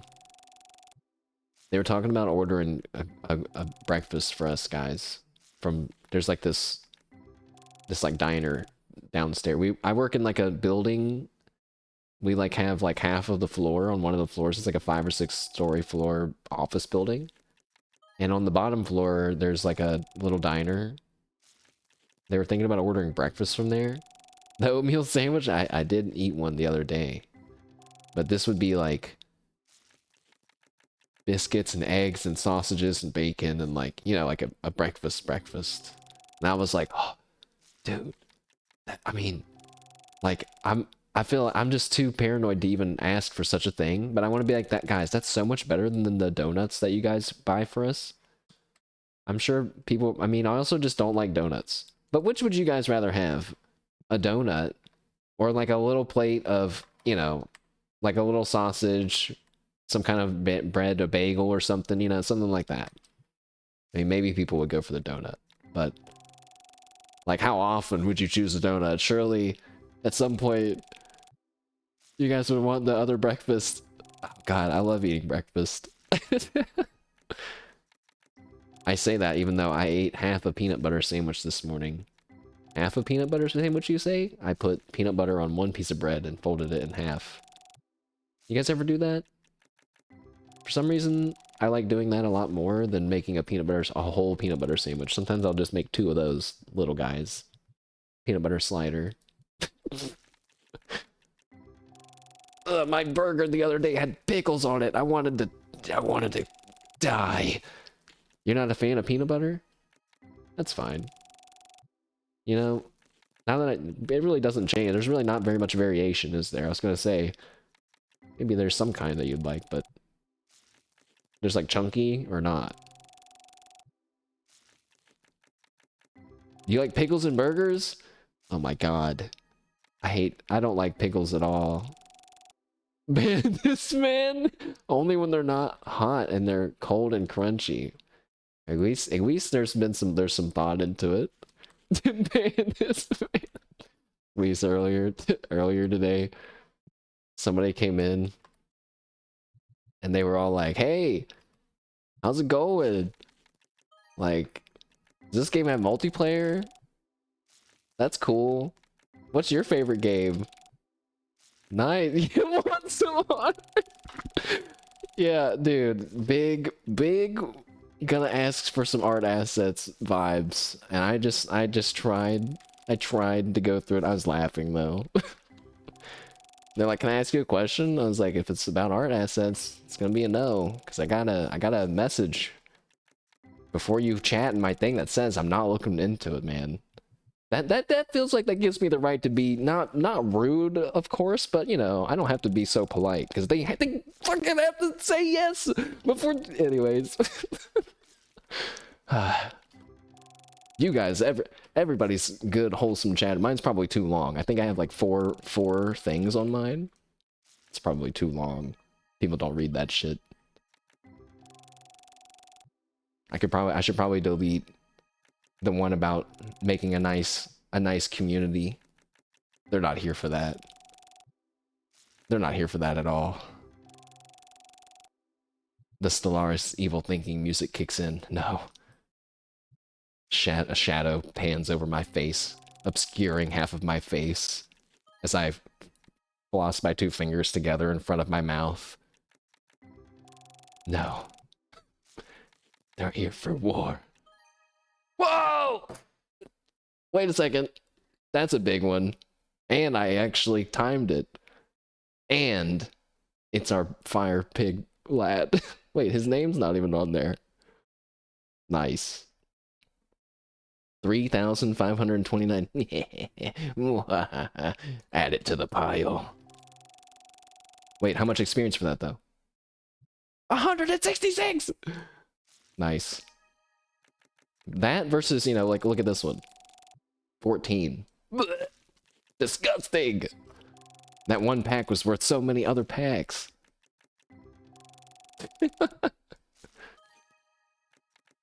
Maybe, okay, I think in Stellaris, like, a big part of it is, like, is also, like, picking the race that you want to play as, like, the species picture.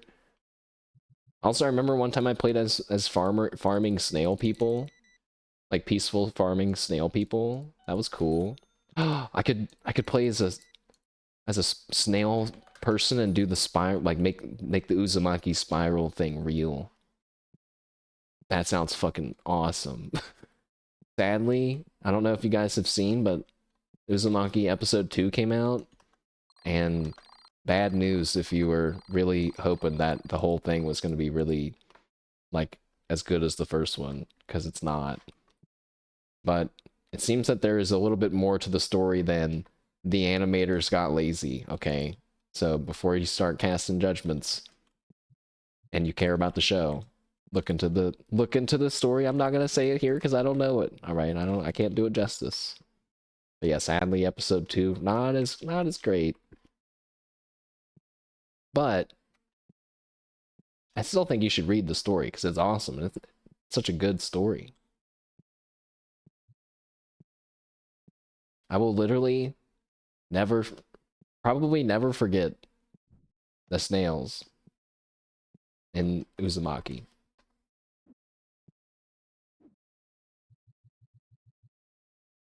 Wait, maybe that's what we could do. We could continue the snails as if they evolved and then became spacefaring. No. No, I need to come up with my own idea. Let me look at the toxic people really quick here. I'll put them up on stream for us.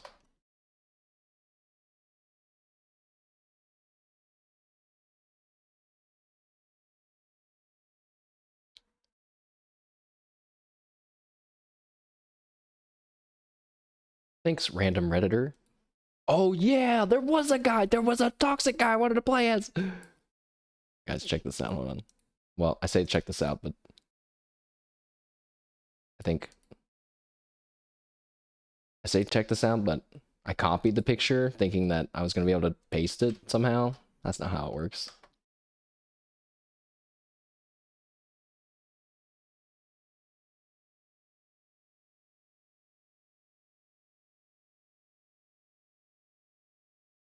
If someone joined the stream right now, they could possibly think we're actually playing Solaris. But okay. There's the people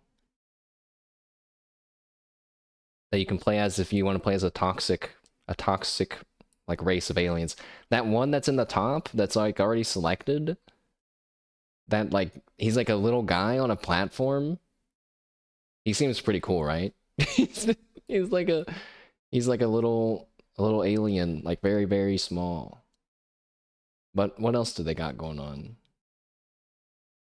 They got a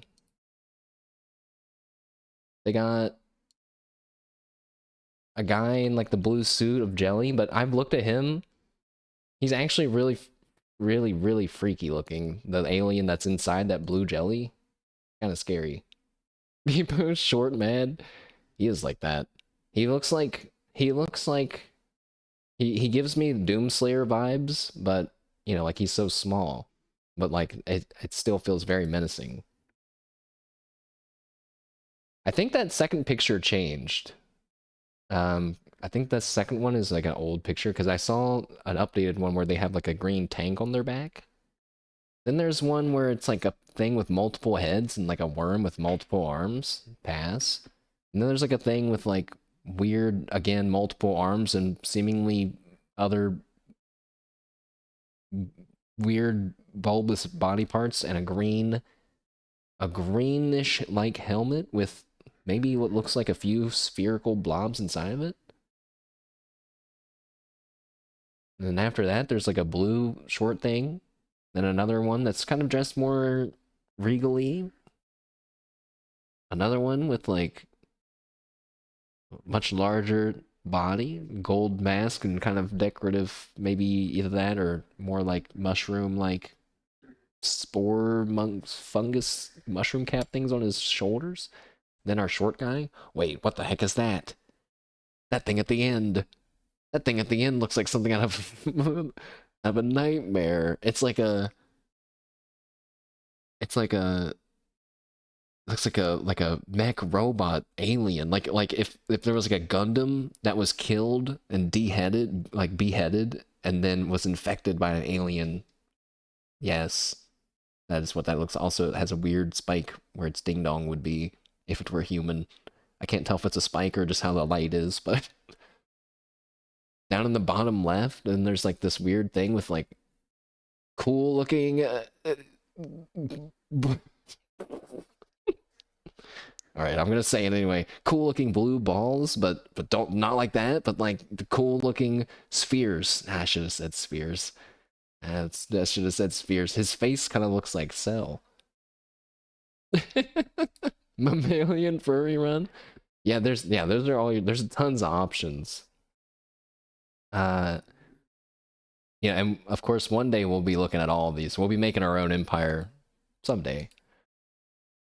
The next one is cool. It looks more like if you wanted to have more like a scavenger, maybe like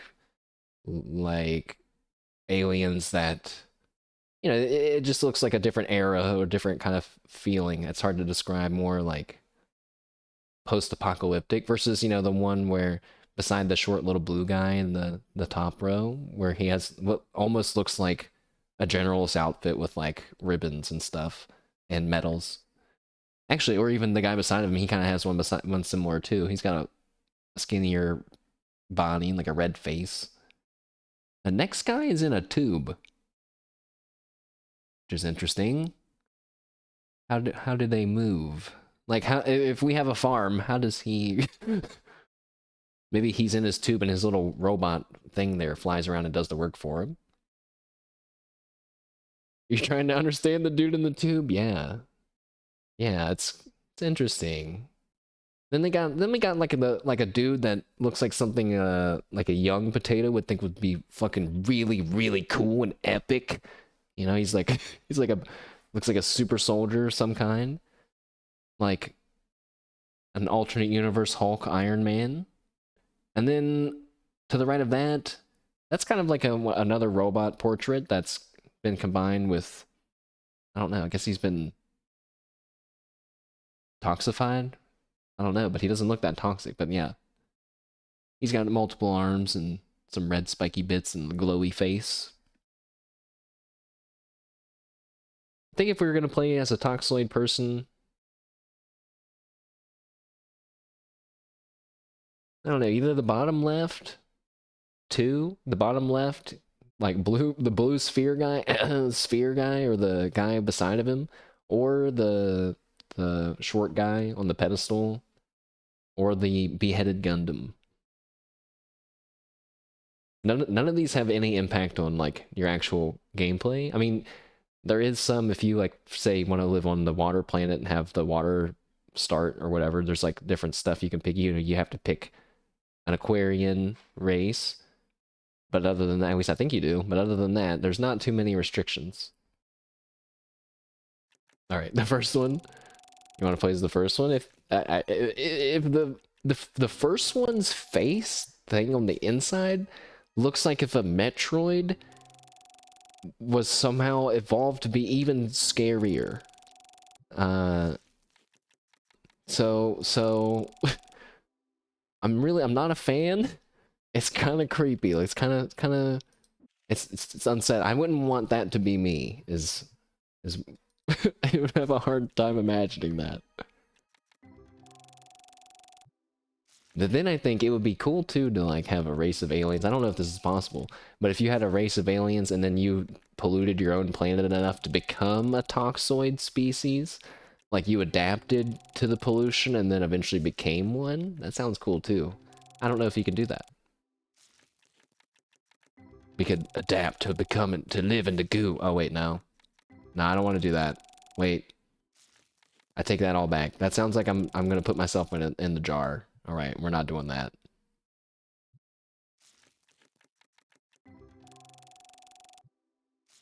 What jar? Don't worry about it, Billy.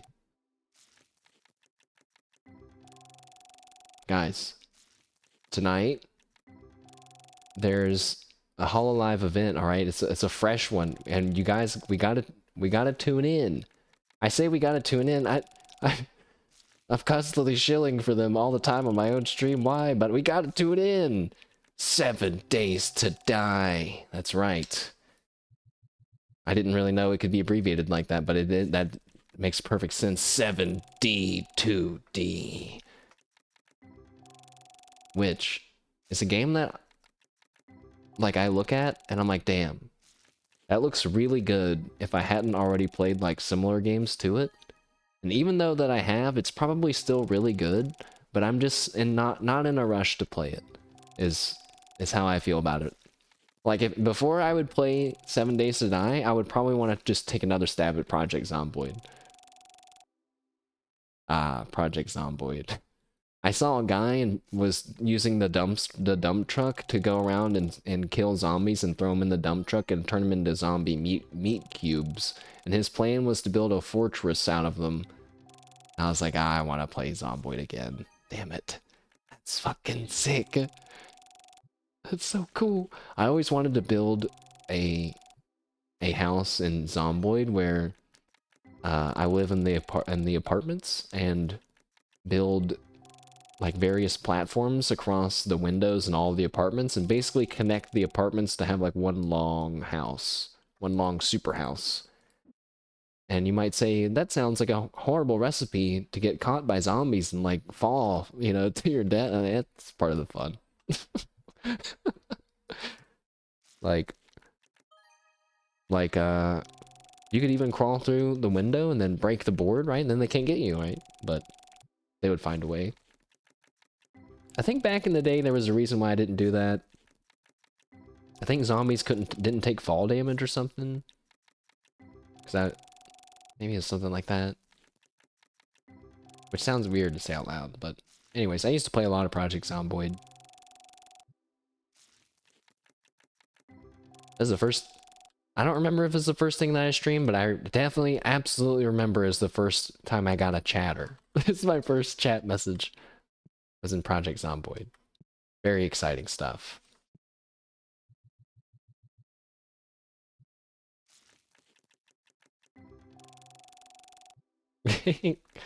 Glunge, I feel like I wrote his name down. Because, I don't know, I think I had said... We'd chatted for a while. I think I said that I was going to gift a sub at some point. That's the game you think is cool but too boring for you to play, like Minecraft. Yeah, it's a great one to watch and like just have on. You know, it's like slow burn action. You know, you don't even have to go and fight zombies. You could just like hang out in your house, I guess if you are settled in enough. You're not that creative? Well, the fun of it is just, you know, you have to have a project in mind, but you know, you can be as creative or as not as you want, as long as you are building whatever you're thinking about, I guess. But sometimes I do hear the people say, you know, I play Minecraft and I don't know what to do. And I'm like, well, you can do whatever you want. And like, yeah, but I don't know. And I'm like, okay, well, maybe it's just not for you. Also, the early game reading of books is really boring. Yeah, I was gonna say, I would mod that out. Not the reading of books part, but the whole mandatory watching TV for a week meta. Why is that a thing? Maybe it's not a thing anymore, but basically, the way Zomboid works is there's water and electricity, and they're set to go out at some point.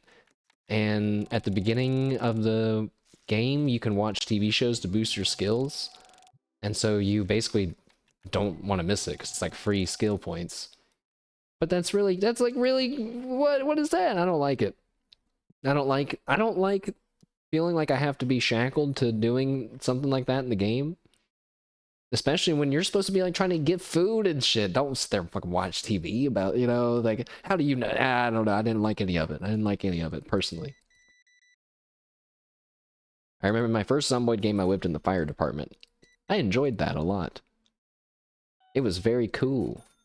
Some people don't like the lack of direction in Minecraft. They prefer like Terraria that has some kind of progression path. Yeah, that's a really good example to bring up. Yeah, Terraria has, you know, all the different bosses and whatnot, and yeah, like a certain order. Still being creative, but not as focused on like building whatever you want. Like in Terraria, it's not, you know, you like build the rooms and stuff for people. You can build your house, but a little less options, you know, for building, but a lot more combat, a lot more fun in that regard. At least I think. Uh-oh. Exclamation point on the bill button. That's never good. You think Terraria is a bit more linear? Yeah. I remember playing Terraria and I never beat it.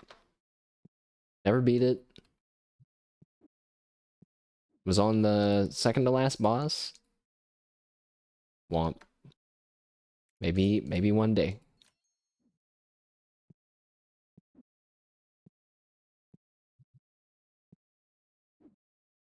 Oops. Eh. The workers will take care of that. I'm gonna go open more packs. And speaking of, actually, we should probably order some stuff for the store. Our figurines and our plushies are looking low, guys. I'm not very good at managing the store. I kind of just order random amounts of stuff and hope that it works out. But when I see no boxes on shelves, then that means we need to order stuff.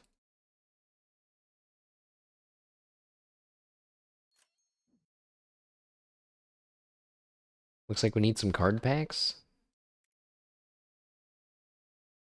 I've already forgotten which ones, literally all of them.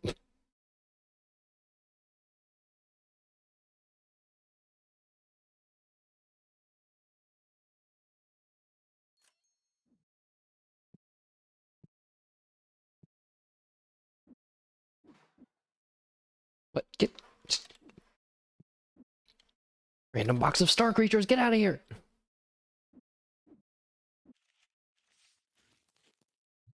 Guys, today, oh my god, guys, today, I found out that, oh, 272. I found out that Ririka of Hololive Regloss, actually, is it just Regloss? It might just be, no, yeah, it's, actually, no, it would be Hololive Device Regloss, I think. Not that, it doesn't matter. It matters to me, but it doesn't really matter. It's, uh, okay, so she has said she's a big Pokemon fan. And it'll sound gatekeepy, but it's not. It's just my assumptions. So when I heard that, I was like, oh, she likes Pokemon. That's neat. Maybe she like grew up watching it or something. And she like, you know, she feels fondly about it. Who? Ririka? What's her last name? I don't remember. Ichijo, I think. Kawaii, positive genius, pink hair, etc. Eats sausages. Blew herself up in her 3D live. 1014. But the 400 yen food eater, yes, yeah. So she said she really likes Pokemon, and I was like, okay, she's like watches it or just like likes it a lot. That's cool. And then wait.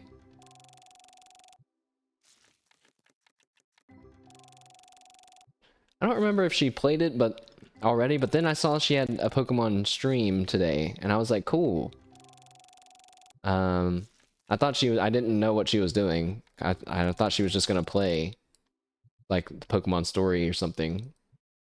And she had like a bunch of text on the screen, and I translated it, and she's like explaining the Pokemon's abilities and EV and IV values and the differences and stuff. And I was like, what? And the stream title was that she was making a Regulation 8, well, it says Regulation H, but she was making a Pokemon team. And I was like, what? That's awesome.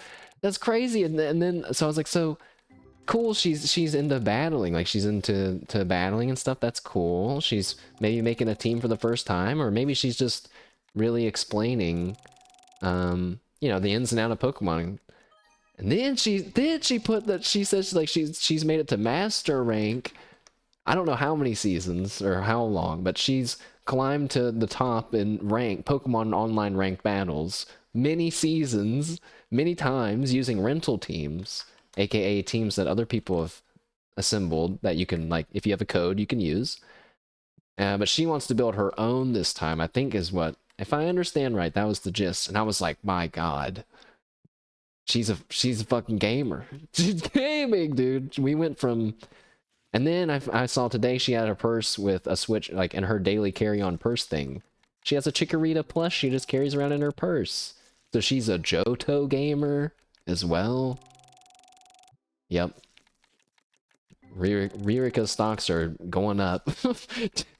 Chart with rising trend going up. Now, if it was Cyndaquil, even better. That reminds me, I started following this Twitter account called Cyndaquilism, I think. It's amazing, guys. It's amazing.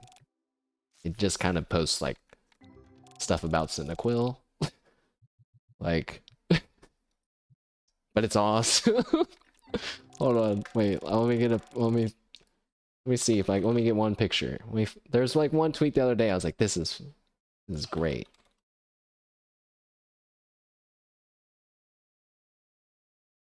Cyniquilism, Cyniquil propaganda at its best. Wait, yeah, that's the link, but... Oh, yeah, I don't know why this is so funny to me. Hold on. I'm gonna upload it. I'm gonna show it.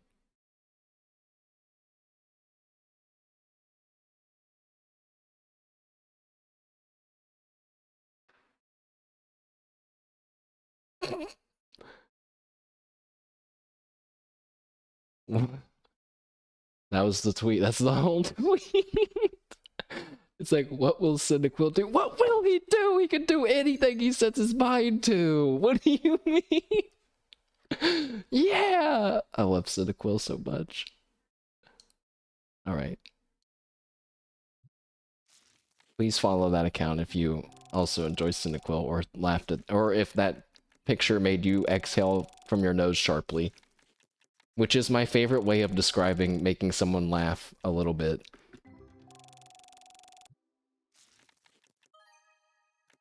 Okay, after a few rare cards and me not paying attention, we're almost level 44.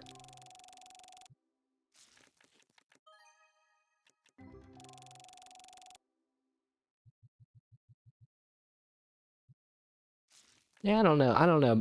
A pacifist, hive mind, toxoid race of aliens, that... I don't know about that.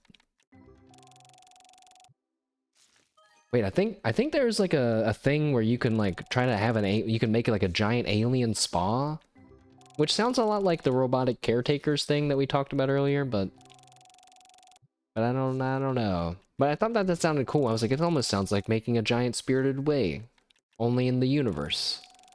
Like a giant universal relaxation place. Although I guess it would be on multiple planets. That's the cool thing. You could have one planet, or like you could have like not hundreds. You could have like tons of planets and like manage a big empire, or you could have like one really super advanced planet that's like that you've like maybe you artificially upgrade, or maybe you even build your own planet. That's also possible. You can build things called ring worlds, which are like giant, would you guess, ring-like worlds around your planets. And they're awesome and very cool. And we got another ghost card there, but see, they're worthless, guys. What's the point of these, man? They're worthless. Get out of here. Wait, but I get a lot of experience for that, though? 21! Garbage. That's a cool one. No, it's useless.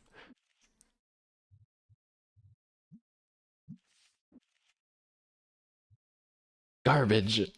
Wait. Alright, it's not garbage. We got two of the same one finally. Wow. Ooh, fancy. Wow. Wow.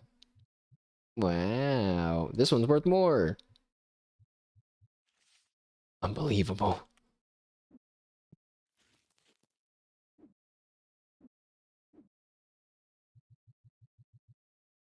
So, yeah, you can also play as plant people. And then I thought like, well, what if I like made it like we were a sapling and we're gonna take over the universe for Fauna? I think Fauna would think that that's funny. If she could only understand the depth of what we would do, and I would be like, this is what we played this game and did this. She'd be like, that's crazy. Because there's gonna be a lot of intense decisions that will all be focused around her. But see, I'm not enough of a sapling, I don't think, to do that. Then I thought about doing the same for Subaru, but then I'm like, I don't know. I don't even know how that would work. We're just gonna go and go around and blow up anyone that doesn't want to subscribe to her channel, maybe, in a video game. Had to make sure to add that at the end of that sentence real fast. Oh my god, wait! Guys, the other day when our pal Slowbro was in here talking about Smash players. Man, I'm glad I didn't. What if I would have went all in on the Smash player? Twitch just reposted their stuff you're allowed to do and not allowed to do, you know? Man, there's something in there. I didn't read it. There's something in there though about like not making fun of how people smell or something, or like I don't know. Basically, basically is exactly almost, you know, it's like, oh man. But I mean, I kind of don't like when, you know, like that's just like a weird stereotype, you know. Like statistically, there's no way that's even provable, right? If you give me a sizable sample size and an impartial judgment, and it just factually shows that yes, on average, people that prefer to play Smash have a more intense odor, then I would say all right, then yeah. But also then it's just the truth, and then no one can argue about it, right? But who's got the time and money to do that? Not me. Speaking of Smash, which is to say fighting games, I saw that Mr. Moonman was playing the new Dragon Ball game. I was kind of thinking like that I wanted it again. I saw some gameplay. Good thing we have other games to play right now. Otherwise, we would probably just would have played it. Apparently, the Great Ape Vegeta fight is hard. I see a lot of people complaining about that one. I saw the official like Dragon Ball Z account or whatever posted a picture where they're like, and it said like retry and turn down the difficulty or something. I guess that's an option of what it says. sounds rough.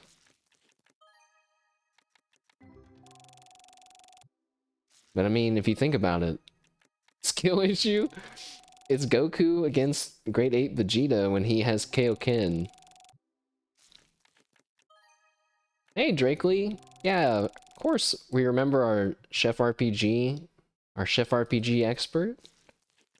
You're wondering if you should get this game? It seems like it's amazing, but you haven't played a game like this before, and the research you have on it is limited, so any tips would be nice. Wow. Wow. Yes, I would be glad to help you. Let me finish opening up these packs of cards. But it is a pretty fun game. It's $12.99 for USD. So it's, I would say, compared to other games I've played, that would maybe fall under the, like, under the radar indie, lesser known category. Even though this game's gotten pretty popular, that it feels worth the money. The whole point of it, I don't know if you've seen any gameplay of it, but yeah, you have your own card store. You start out by naming it.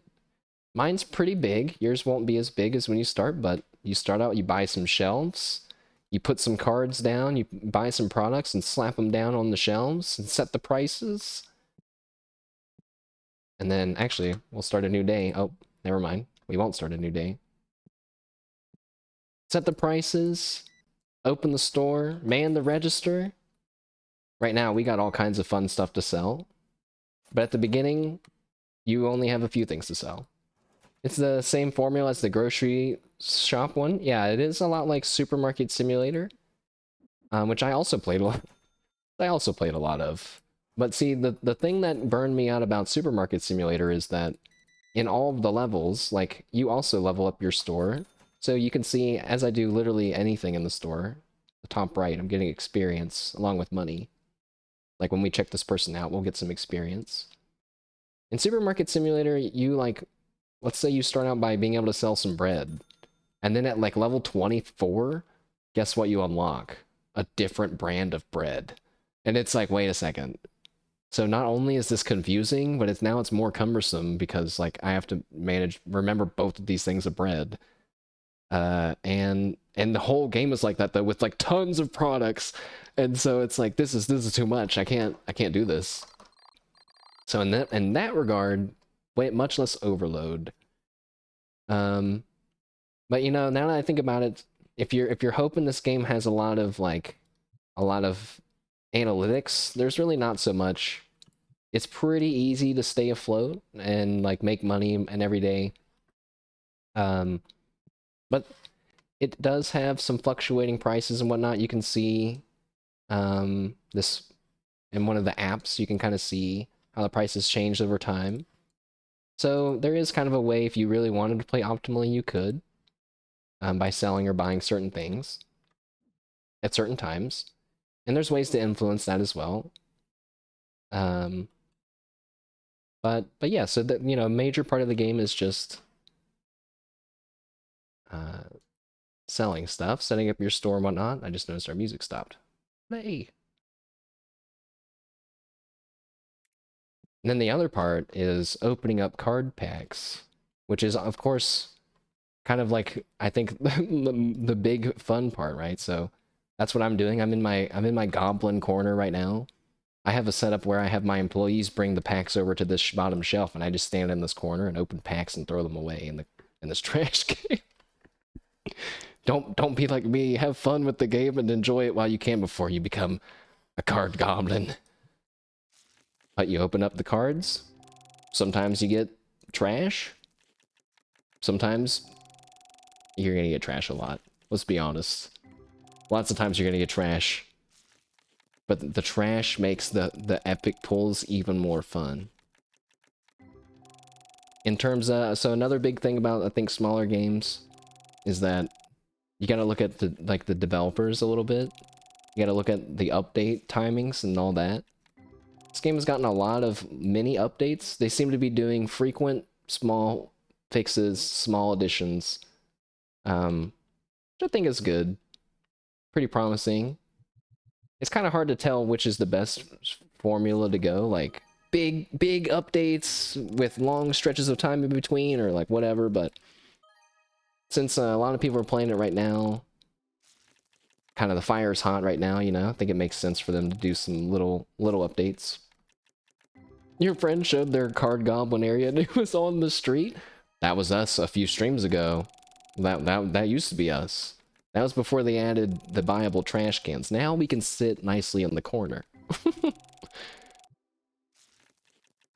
But yeah, hopefully that helps a little bit.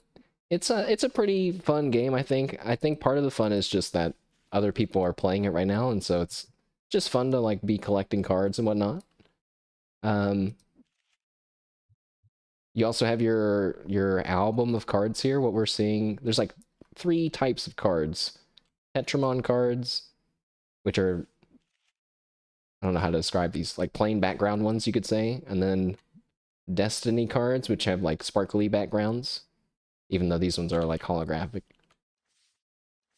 Let me find non-holographic ones. Yeah, like see, like these guys, they have like bright, shiny backgrounds. And then there's ghost cards. These are like the super rare cards, which we have a few of. And you can have normal versions of these and shiny versions of them as well. And of course, then once you get the super rare cards, you can sell them. You just pull them out of your box, and then you slap them down on these special kinds of tables. You can set the price. I recommend like a 40 or 50% increase, but maybe you could go even higher. But yeah, I mean, for 13 bucks, I mean, I try to be really sensitive of everyone's financial situations, because you never really know, especially, well, you just never really know. So I feel like it's worth it, but because I've definitely paid more for games that I've played way less. It does take a while for you to level up, I will admit. But there's nothing stopping you from just leaving your store, letting your store run itself for while you go and do some random junk. But you get more experience points by opening packs, because you get experience based on how much money the card is worth. So if you draw a $1,000 something card, you're going to get a nice little bit of experience. We got 100 value in that, and that was... Oh, never mind. It messed up. There were some purchases. I couldn't tell how much experience that was. But yeah, we got 166 experience once on a card that was worth like a few thousand. That was nice. What a great day that was. What a great moment that was. I don't even care about the money anymore. I just want experience. Yeah, you were broke all week because of bills and paying for food, but tomorrow you get paid, and this might be a chance for you and your sister, who are both collectors, as a childhood memory. Well, if what you're seeing feels like yeah, that might be something I'm into. I mean, this is kind of all. I don't want to say this is all the game is, but if you're into this, there's a lot of this. So, you know, I should say too. Let me keep opening these packs. You can decorate your store, of course, however you want. You can sell whatever you want. When I first started, I just sold booster boxes because at the beginning you don't have any employees. I mean, and then when you do, um, they have stats like restock speed, checkout speed, normal, and slow. So they're not great, but it definitely gets a lot easier to manage once you have someone on the cash register or someone helping you stock some stuff.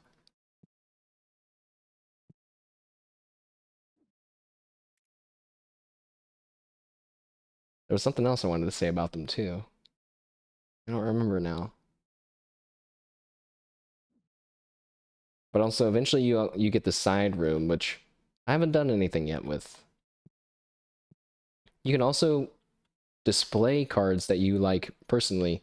I started collecting normal full art cards, but now ever since then I've been taken over by greed, and my collection has since stopped. Lazy? I am lazy. Actually, we could just put dueling tables in here, and we could be making more money. But I don't really need money right now. I'm kind of letting the store empty out, so that way eventually we can reorganize stuff.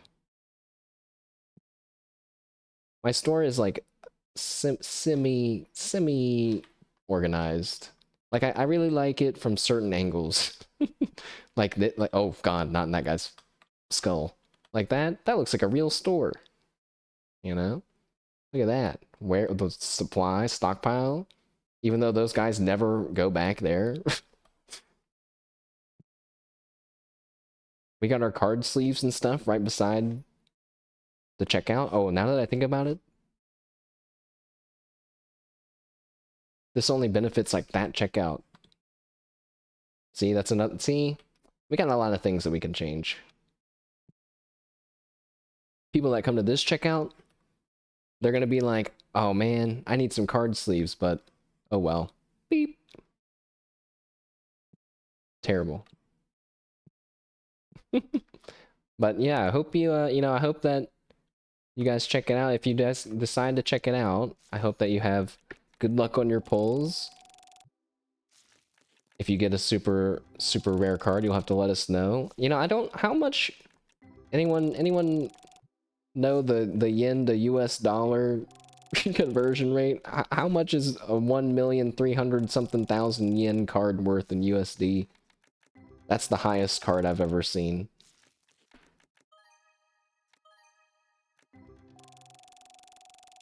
I got 1,000. Wait, 100. You have so many design ideas for this game. There's a lot of things that you can do. I have I think my plan is to make like elemental areas because there's like fire. Oh yeah, sorry. Let me show you this. Here's like the store of all the different products you have. Maybe you've seen it already, but there's like individual packs of cards and then the boxes, and then there's different levels of rarities. There's booster boxes. I mean like battle decks, like pre-built decks. But they also have the sleeves, like dice, custom card sleeves, deck boxes, and play mats with different art and stuff on them. You have to unlock all this stuff. Like you can see level 47, level 52. You know, over time you'll get more and more products. And then they even have figurines. They have like plushes, and then they even have like more kind of like advanced figurines like on stands, which I think is pretty cool. I want to have like a whole section of the plushes and stands and stuff too. Like, I think this looks cool. I put the plushes on the bottom because I figured like, actually there's no kids that ever come to this store ever, is there? I was gonna say the kids that'll come into the store, they're gonna be eye level with the plushes, and they're gonna be like, "Oh boy, yay! Oh, I want a plushie!" And then meanwhile, they're also out of reach from the more expensive figurines, especially the big ones at the top.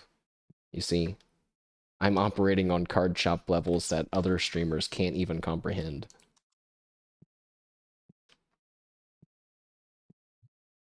That's not a pack of cards. That's a sleeve. Back into my corner. Before I put that trash can there, I was just surrounding myself with boxes. That was kind of fun. I felt like I had a throne. Also, alright, Stellaris music. You're a little too infrequent for me. In our last, what is it? Up until 9 o'clock, let's just jam out. To our typical. Wait, yes. Subaru, help me! Alright, just kidding. This pack!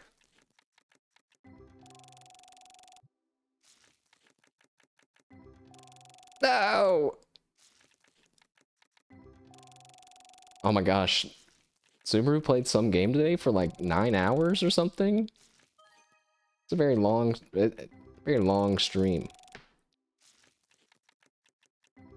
I'm on a level you would be at for Chef RPG. As soon as tomorrow comes, you're gonna try to one-up me. Oh man. Well, I mean, you never know. You could draw some super rare cards and just level up like crazy. That's totally possible, I guess. I have 45 hours of playtime, so just realistically, don't try to go insane trying to one-up me yet. Might need to give it a day. But you never know. You could just draw all the cards. There is, you know, guys, there's a mod out there that changes. You can change your draw rate, right? You could just make it so you draw all the ghost cards right away. I thought that would be a funny clip, but I'm far too lazy to do that.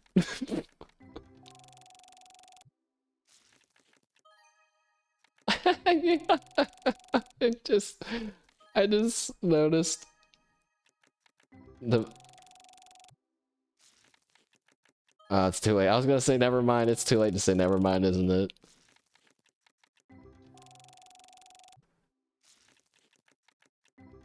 I'm not gonna say it.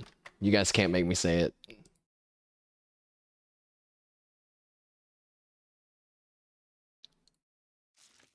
Say it? No, I'm not going to.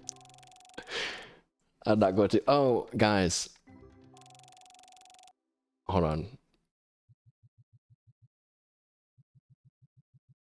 Okay, I saw they released the VTuber. Well, it was VTuber, but I guess it was also people FleshTuber. Is FleshTuber used in like a serious way? Or is that just like a joke? A joking way of saying people? But it does sound weird saying people though. It makes it sound like VTubers aren't people. and like technically they are FleshTubers. You're not modding to change the game if you did that. You just make it easier where you struggle after getting stuff. Yeah, oh yeah. Yeah, you can't mod it to change the draw rate. That gets rid of the whole fun. But yeah, I hope that you and your sister can have some fun tomorrow. Even if you decide maybe not to check it out, maybe there'll be something else that comes along. Who knows? Sounds like you deserve it, I would say. Also, it's good to see you again. We'll be playing some Chef RPG this weekend. I blanked on the name earlier, but I'm like so ready to just veg out and play, veg out and play some Chef RPG. Also, we could just call them streamers. That's true. Also, you didn't say that whole message. You just said streamers shrug, but that's what you were implying. I used to laugh really hard at Seagull, who he would also manipulate messages a little bit. And then there was one time where he got mixed up. He got like tongue twisted, and he was like, "It's really confusing sometimes, chat, because I have to change the message. When you say I have to change it to you, and when I'm saying I, sometimes you're like, I don't know. I forget how he said it now, but I chuckled. I was like, the hidden struggle of being a streamer. Whoa. Uh-oh. Uh-oh. You guys think if I touched that, I would die?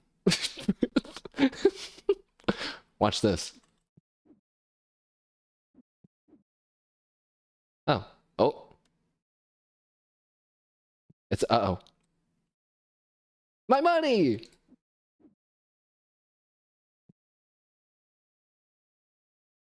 -1 box. You know what's crazy is like I saw and then tested. You know, if you put a card on here and then you box it up. Oh, got it. And you box it up, it's still in there. And then if you sell this box, like you just sold the card for free, you know?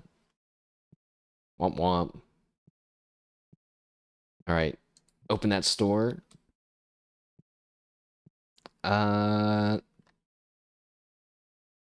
More packs. But yeah, Chad. Today's just like a random Wednesday stream. I just kind of wanted to play a little card shop simulator, just so we could get it back on stream. Want to show a little bit of my progress. Worked really hard. A lot of blood, sweat, and tears going into this. Definitely.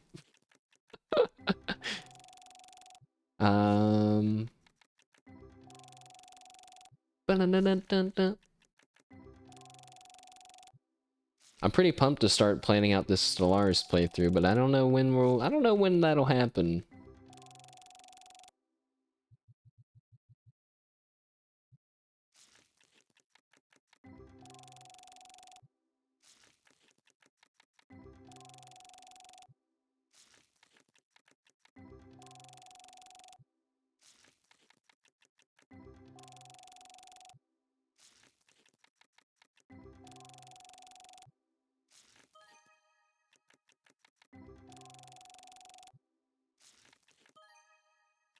Blood, sweat, tears, and geek volunteers?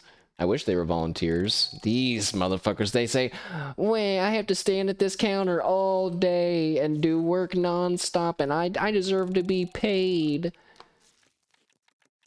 I can't believe, can you believe them? What's next?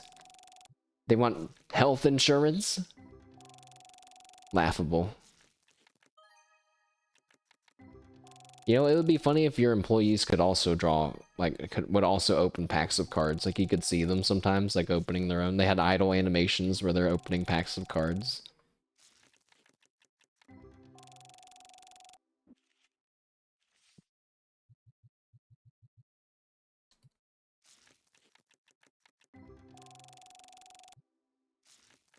Probably free packs? Not in my store. Fucking freeloading dicks. Can't open no free packs in my store. I'm the only one that gets to open. Wait a second. Every pack I'm... Wait. No. I was gonna say, every pack I open is not free. I'm paying for them. In fact, I'm losing money on a lot of them.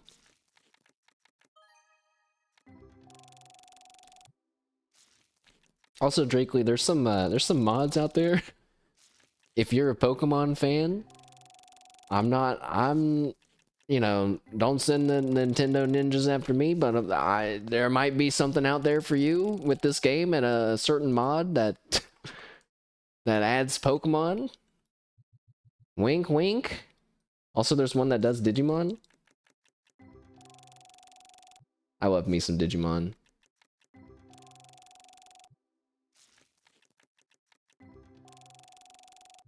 Man, being reminded again of my... I meant to watch more anime and have forgotten. Maybe we should do the My Anime list on stream. How long do you think that would take? I feel like that would probably take like an hour or two. You were, but you don't want to get the Pokemon series after you? Well, if you don't... You'd be fine. I mean, I shouldn't say that because I don't know for sure. But in this kind of situation, I think there's other people that they would go after before you. Like that one person that streamed it for, like, that was like the top of the directory that was streaming it and had the Pokemon mod. It depends how much anime I watched. I mean, I don't know, man. I just think it's more like, it's also like how good is my memory, which is terrible. Terrible. Oh man, it like there's like an era we would probably just have to be looking at like what's the top rated plebeian animes, man. You know? Then there's probably gonna be some weird obscure ones that I somehow watched for some. Oh, I remembered that one anime. Wait a second, but maybe not, because after I kept reading more about it, I was like, none of this sounds familiar at all. But I could have sworn this was it. The anime that I was talking about, that was something about, had something to do with about panties, and I don't remember if I said time traveling. Yeah, there. Don't, huh? You were there. It was. Anyways, there was an anime I was trying to remember. Of course, it had something about panties, but then also, about time travel, and there's like a silly character in there that I liked. But like, I looked at the characters from the show I'm about to say, and I didn't see them. But it was called Punchline.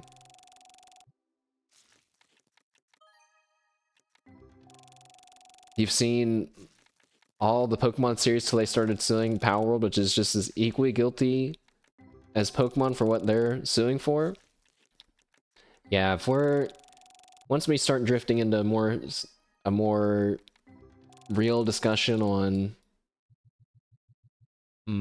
like who owns the rights to what kind of things, it does get kind of tricky, because I don't know, you know, I don't know so much about the Pokemon Power World debate. I mean, other than what you can see with your own eyes, right? But in terms of like the real details, I haven't really been keeping up.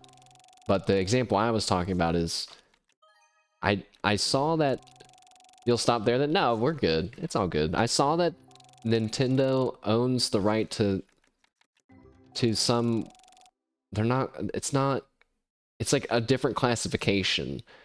But here's an example. This is something I think is messed up. Like, I'm not really sure so much about the Pokemon Power World thing. Couldn't Power World have just done different creatures? Yes. I thought I saw something where there was a director or like an artist who quit because their boss kept saying, you know, make it more like Pokemon, blah, blah, blah, blah, blah, you know? And so that's a shame, right? It's like, it almost was just normal, if that story's true.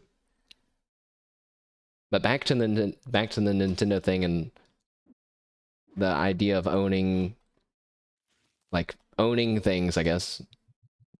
They own, I guess, like, the concept of when your character goes behind a surface, having a shadow there to represent where they're at. I guess they own the ability to do that, or they have, like, that's like a Nintendo only thing. And you can think like when Mario climbs behind a tree, you can see a little shadow of him there. Which you would think, like, how can that be a thing that's theirs? Like, logically, other people could just come up with that, you know, like, but I don't know. It's like too broad, I think, to say it's yours, you know? Because you could have tons of games where somebody goes behind something. What the heck? What do you mean? But Drakely, you don't have to worry about. I will, and this, I should say, this goes to anybody in chat as well. I will cleanly let you know if a topic starts going to an out of bounds territory. I will definitely cut it off. No worries about that. I'm surprised. I did actually see that Pokemon was doing something with legal with Power World, because I was like, I saw people were saying they were letting them get their money and stuff first. I was like, I don't know if that's true. I mean, maybe it's true, but like, they could probably just sue them anyway, even if they had the money at the moment or not. I'm doing that thing where streamers talk about stuff they have like really no business talking about. Wait, that means I'm doing it though, right? Where's my streamer luck then? Come on. I'm freaking doing it. Give me it. Give me my 10,000 plus dollar card.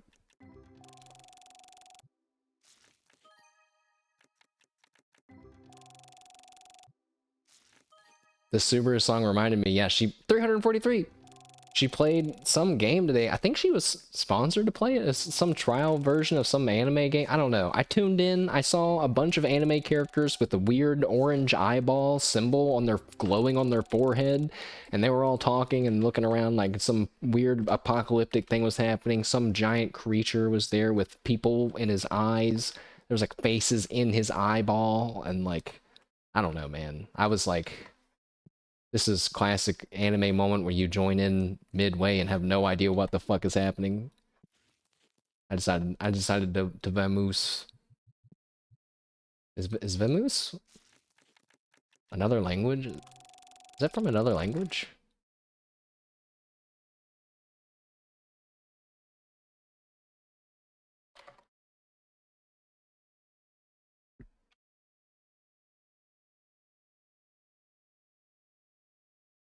'19th century. From the Spanish word vamos, of course. but but why did it, how did it change to vamoose? That's so fun. Now I feel really dumb for ever saying vamoose. Yeah, you just want to play games for fun, not deal with drama. True. Pokemon is saying Power World just because the models are similar. But Pokemon has monsters similar to Digimon and the mechanics of Dragon Quest monsters. You just don't like the drama. You're just trying to play games for themselves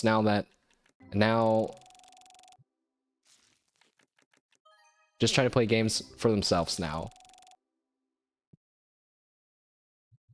Then mod in Pokemon like you used to. Oh, okay. Yeah. It's, oh, no. No. No. I messed up the shelf. Wait. No, they're gonna stock that shelf with the cards.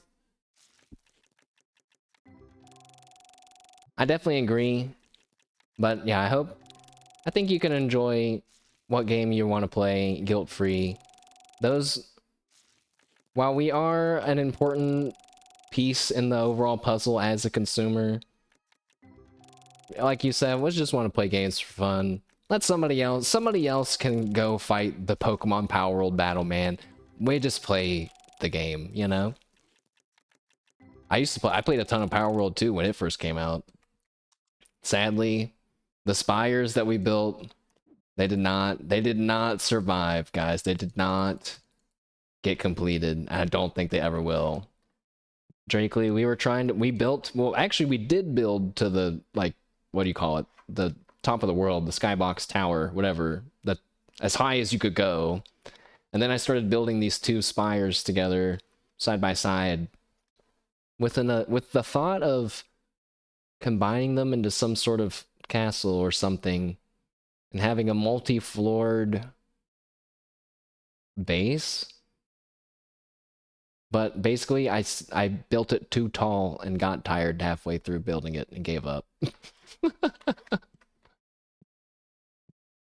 Then I realized if I just would have spent the time building one spire instead of two separate ones, we probably would have built it.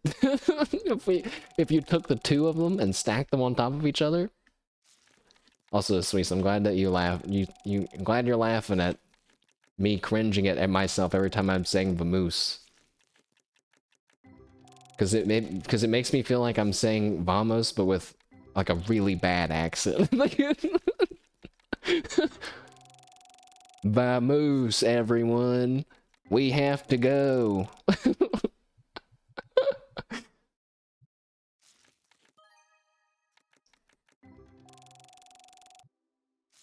You know, I just remembered Hololive, they already did a 7 Days to Die collab, didn't they?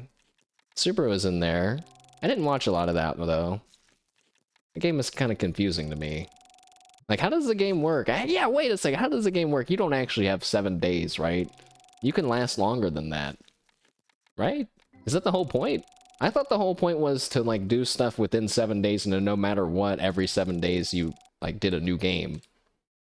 But I guess that would be a really short game, right? No matter how optimized you are, it's only 7 days? I don't know. I don't know, guys.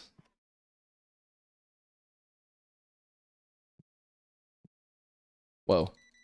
I still haven't had an instance where someone buys so much stuff that it falls off the counter. But maybe one day. Maybe if we only sold figurines and boxes.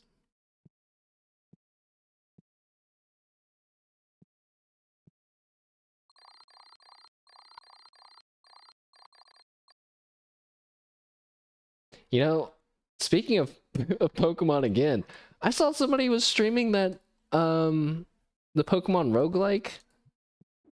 What's it called?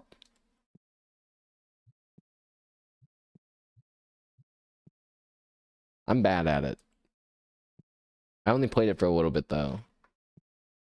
But also, how are they just streaming that? And that's up. Is it because it's free? They're not making money off of it? Even still, though.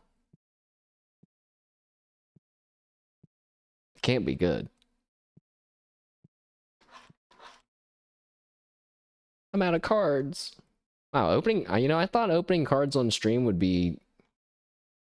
be any more interesting than opening them off stream, but it's actually much better. It's much better opening cards with you all, chat. I haven't thought about the endless flip flip flip sound this whole time. Flip flip flip flip flip flip flip.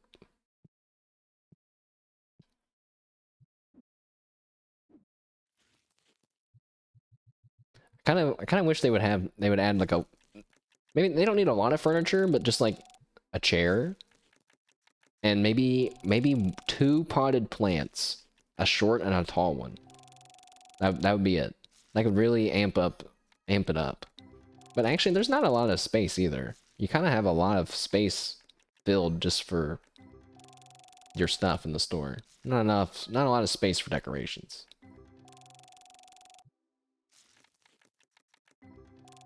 I'm not really tired at all, guys. This is weird. Usually I'm like almost getting ready for bed right now. Right now, I'm usually thinking, I'm probably gonna go to bed soon. East Coast moment.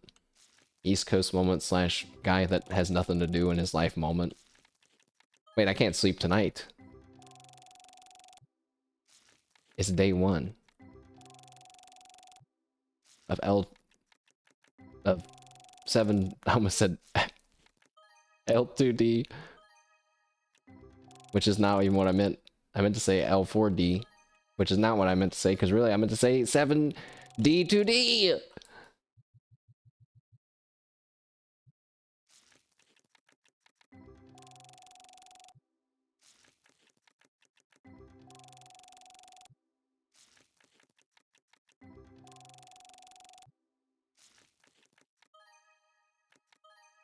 Well, I'm gonna have to change the title of this one when we upload it to YouTube, because we did 0 decorating.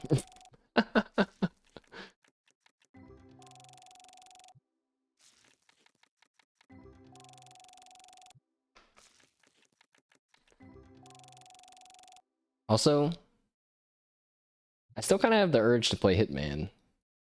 I thought it would be completely gone after we finished our hardcore run, but still there. Oh, yeah, another one!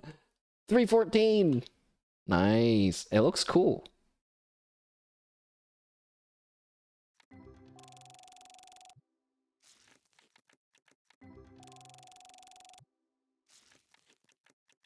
We could always do the story mode and get suit only silent assassin. That's like one that would be for Hitman fun, but that doesn't get me freelancer experience.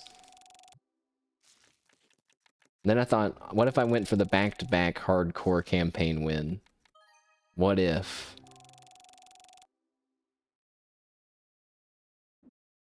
Because actually, there's no point in playing the normal one. If you can just play hardcore, you might as well. Because you get more experience. losing's not an option, so we'd have to go for the back-to-back.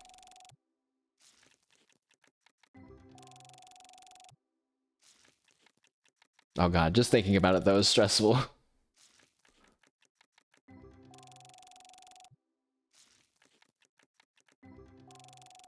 Oh. Maybe... Oh god. It's been long enough, I could be tempted to try to install the Freelancer Variations mod again and then go for another run through. That could be cool too. But that mod's it's too smart for me.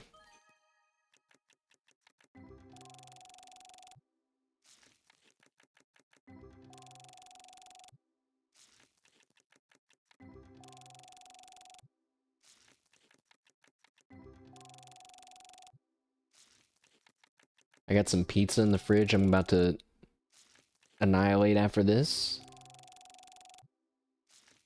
It's got green peppers on it, guys. You guys ever put green peppers on your pizza? Probably not. I don't think it's actually that common of a thing to put on pizza. You have? Nice. Those are great on pizza. It's just cheese and green peppers on mine though. But yeah, it's pretty good. I get pissed off paying for toppings on pizza. I don't know about you guys, but like I would probably rather just pay for a bunch of cheese pizzas than pay for like less pizzas but have like steak and chicken and stuff on it. It's like I'd rather just probably eat a whole other pizza. Cheese pizza. Like I don't like hitting the add steak button, alright? Most times there's not an add chicken button. But what's your guys' dream pizzas? Money's not an option. Money's not a problem. Any topping. Mine is a cheese pizza with green peppers, onions, and steak. And ideally, probably like a thin, probably honestly like a thin pizza, like a thin crust one, just so I could eat like a lot more pizza. Like, yeah. You make meat lovers with barbecue squeeze instead of marinara and cover in 5 cheeses. Can I change my answer? I changed my answer to Drake's Pizza. What's barbecue squeeze though? Is it just barbecue sauce, but it's called squeeze because you like squeeze it out from like a special thing?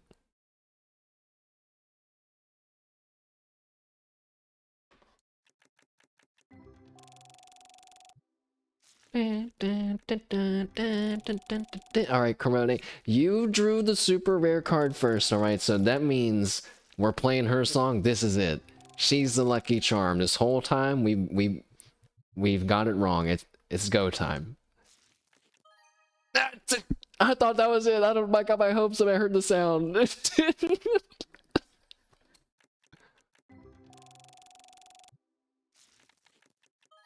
215. You meant sauce, but it corrected because they were together. Barbecue squeeze, but that sounds like a real thing, don't you guys think? Like barbecue squeeze would be like, you know how they decorate cakes with the piping like bags, but it's like barbecue sauce, and it's like it looks like that, and it's got some crazy looking logo on it. You know, it's like giving the energy of those hot sauces that are called like, you know, like fuck you in the ass with the flamethrower. 9,000. Barbecue squeeze. Like squeeze some of this on. Ew, it sounds kind of gross actually. But that sounds good. The pizza sounds really good. My made-up invention sounds terrible. But I didn't get steak and onions on this pizza mainly because I feel like that's too complicated for this place. I like to just keep it simple.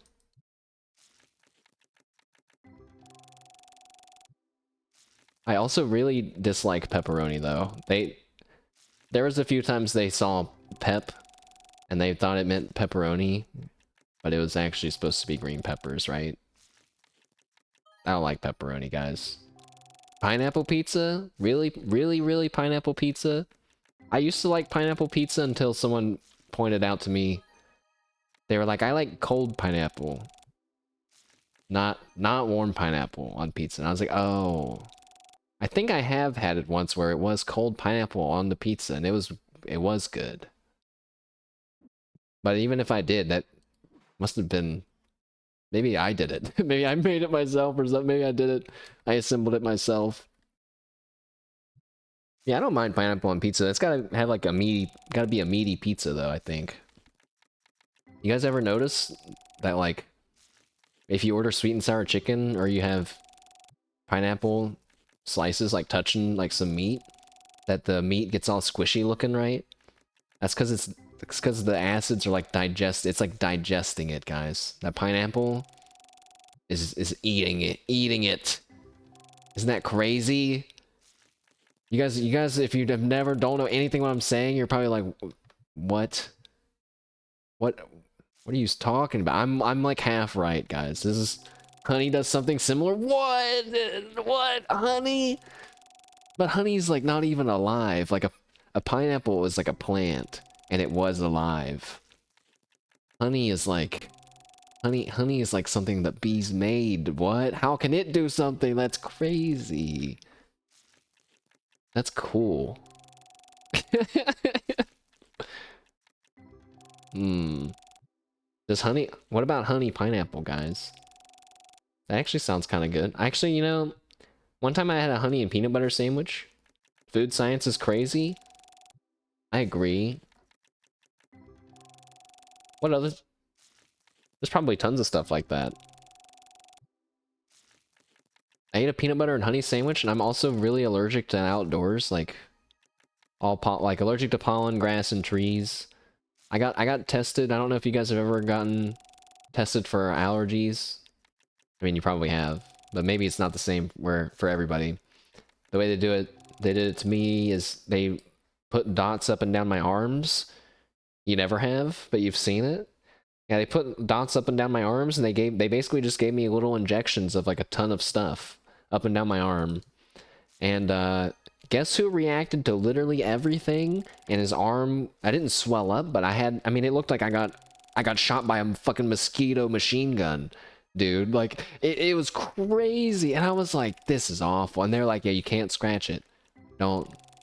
And I was like, this is crazy. And they came in and they're like, yeah, looking pretty bad. So they gave me this cream that they had. The itching was instantly gone, and I was like, there's no way that's over-the-counter stuff, because everyone would buy that. Oh my god, man, it was like instant. It was amazing. But yeah, that was like grass, trees, and pollen of the area, and allergic to all that. Why did I start talking about that? Oh, because I ate a peanut butter and honey sandwich once, and I broke out in hives. my face broke out. I got like little red splotches on my face. Also, I've heard, you know, you can eat local honey and that would help with your allergy, but it has to be, you know, like honey made from the allergens that you will actually be inhaling, right? So just buying store-bought honey is probably not gonna work. That sounds legit to me. But I guess I'm not bothered enough to do that. You gonna tell your sister about the game now? Talk later? Yeah. Hey, thanks for dropping in, and hope you and your sister have some fun. Good luck with your card pulls, and hopefully see you back for some Chef RPG this weekend. Thanks again, Drakely, for stopping in.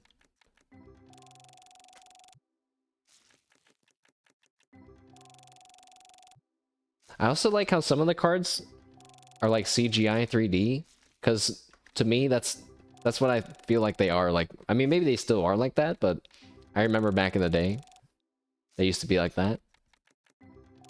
Talking about food, today Sweets was cooking. Hold on, guys. Let him cook. Oh, he turned to watch something on his phone. It's not looking good. Yeah, don't let him. And he cut his finger. No. Oh man. Really bad? Was there a lot of blood? What day this weekend and time, or do I have a Discord with the info? I'd sadly no Discord, but Drakely, I'll be streaming just sometime, probably Chef RPG Sunday afternoon Eastern Standard Time. You know, if you can just drop in, that'd be great, but no worries if not. I don't hold it against people since I don't have a schedule, you know? But appreciate it though, still. My Twitter, I don't have a Twitter thing. I forgot about that. But I'm also really bad at posting when I'm gonna go live on Twitter as well. The reason why I feel bad and why I don't post when I'm going live on Twitter is because you'll be there. All right, well, thank you. I appreciate it. You know, maybe you can be pulling some cards while we play some Chef RPG. We'll see. It'll be like the reverse of what's happening right now almost. I feel bad and don't post when I'm going live because I never have pictures. I never have a picture to go with it. I'm like, I need to make like thumbnails and stuff. I'm like, yeah, but half the time I don't even know what I'm playing. I don't know how they do it. I don't know how our Hololive or how the VTubers do it, but then it's also their full-time thing. I kind of don't have all day. Would you guys believe if I had an extra 8 hours in my day and didn't have to work, I could make one thumbnail a day? Just do the title screen? Do I have a title screen? It's pretty boring, actually. Oh, the title screen of the game with my avatar, easy thumbnail? Yeah, that I did laugh because I was like, I used to kind of do that. I would try to like, I would try to edit it if I could. But then I was like, wait, Subaru does the same thing. And she doesn't even. I was like, yeah, her situation's a little different though. She's already there, so she can just do that's good enough, you know. But fair point. That'd be better than the nothing that I'm doing now, you know. Yeah. At some point, I was thinking like maybe I should just take a weekend off and like work on some of this stuff. And then sometimes I think maybe we could work on it together on stream. I don't know. I'm always so wishy-washy about stuff. It's probably my most hated thing about me. Not that I have a list or that I keep track.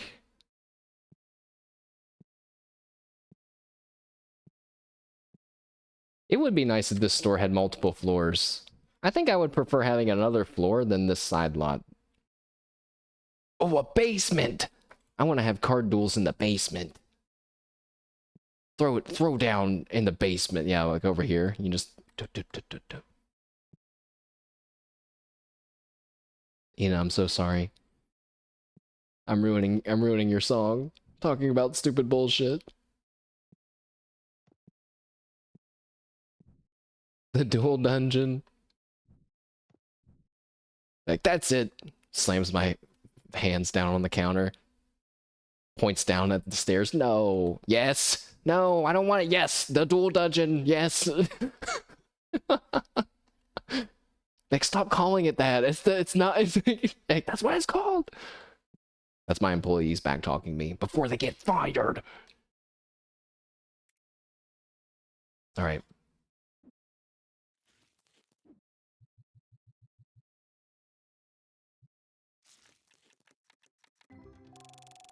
You know, I forgot that Raura was streaming like an hour early for the 7 Days to Die. I don't know if she was just warming up or learning how to play or something, but I just 6,000 second.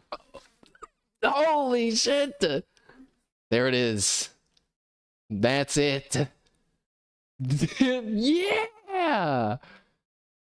That's great. We pump this dude up 50%. That's probably over 10,000, right? I don't know, but it's probably like pretty up there. Good. All right. So our secret charm is Louis name, I guess.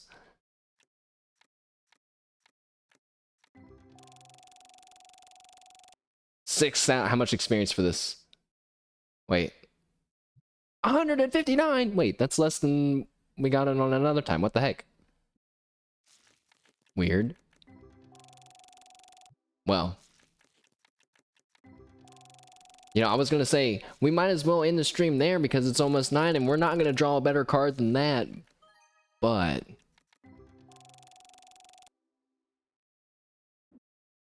one more pack. And when I say one more pack, I mean we're gonna finish this box.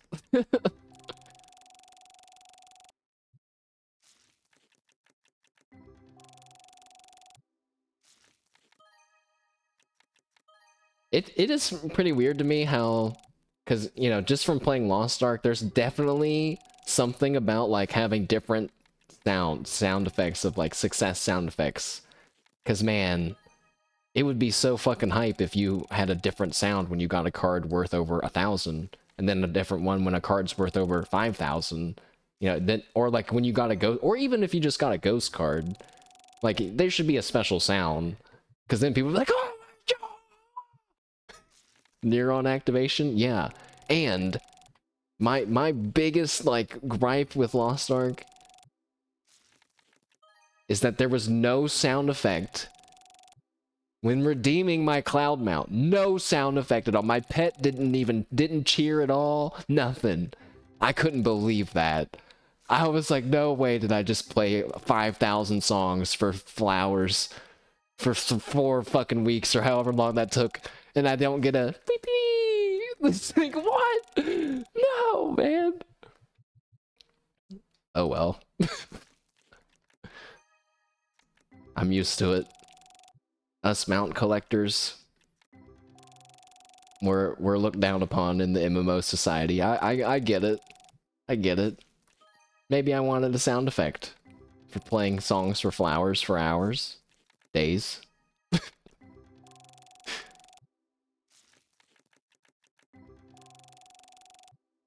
I remember daily posting our do count, me and Gala. Feels strong, man. He doubted my strategy, guys. He doubted my strategy until I started getting more do than him. Ugh. Alright, chat. For real, though, this is the last box. 296! Kiara! It's gonna be hard to beat 6,000, Kiara. Chat. Speaking of Kiara, I think she's in this, isn't she? I think I saw that. I was like, oh, she's in. Hold on, I gotta check. Yes. I think I'm gonna go Kiara POV. I definitely don't, of course, don't mean this to sound negative or mean, but just not really sure how often we get the gamer moments from Kiara, okay? Now, wait a second, though. I'm thinking back to Luigi's Mansion. Oh, shit. that was a that was a great... Oh, but she was so mad. I guess I shouldn't say it was great, but... She did it. She was better than Narissa yesterday when Narissa was... How could she do it? Speaking of... Wait a sec, I got too much to talk about still. It's the end of the stream. Narissa yesterday was playing Sonic and non-stop was saying... I'm gonna kill myself. I'm killing myself after this. I'm gonna kill myself. I am going... She just wouldn't stop the whole time, man. I was like, what? How? How? Where's her manager? She...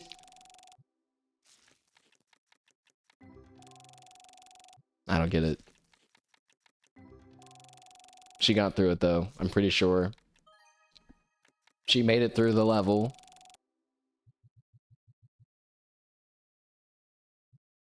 This might be the last pack. Give me one more. 6,000.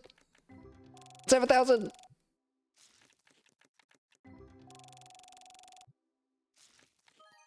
14.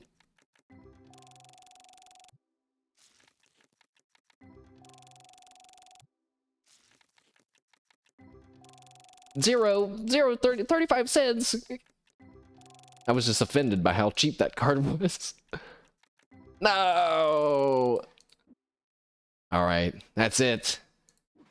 That's all. I say that, but I'm about to open more cards off stream. But chat, don't worry, I won't sell any of them. We're still edging ourselves. We got a 6,000, 3,000, 2,000. We're edging ourselves until we can blow all of our super expensive cards in one day. Because we got an achievement to go after. It's 9 o'clock. Time for Hololive. 7 Days to Die. Ian, 7 Days to Die. Go watch it on one of their channels. I don't know all the people. You can find it if you Google it. Good night. Have a good night. I'll be back this weekend for Fallout and Chef RPG. See ya. Goodbye.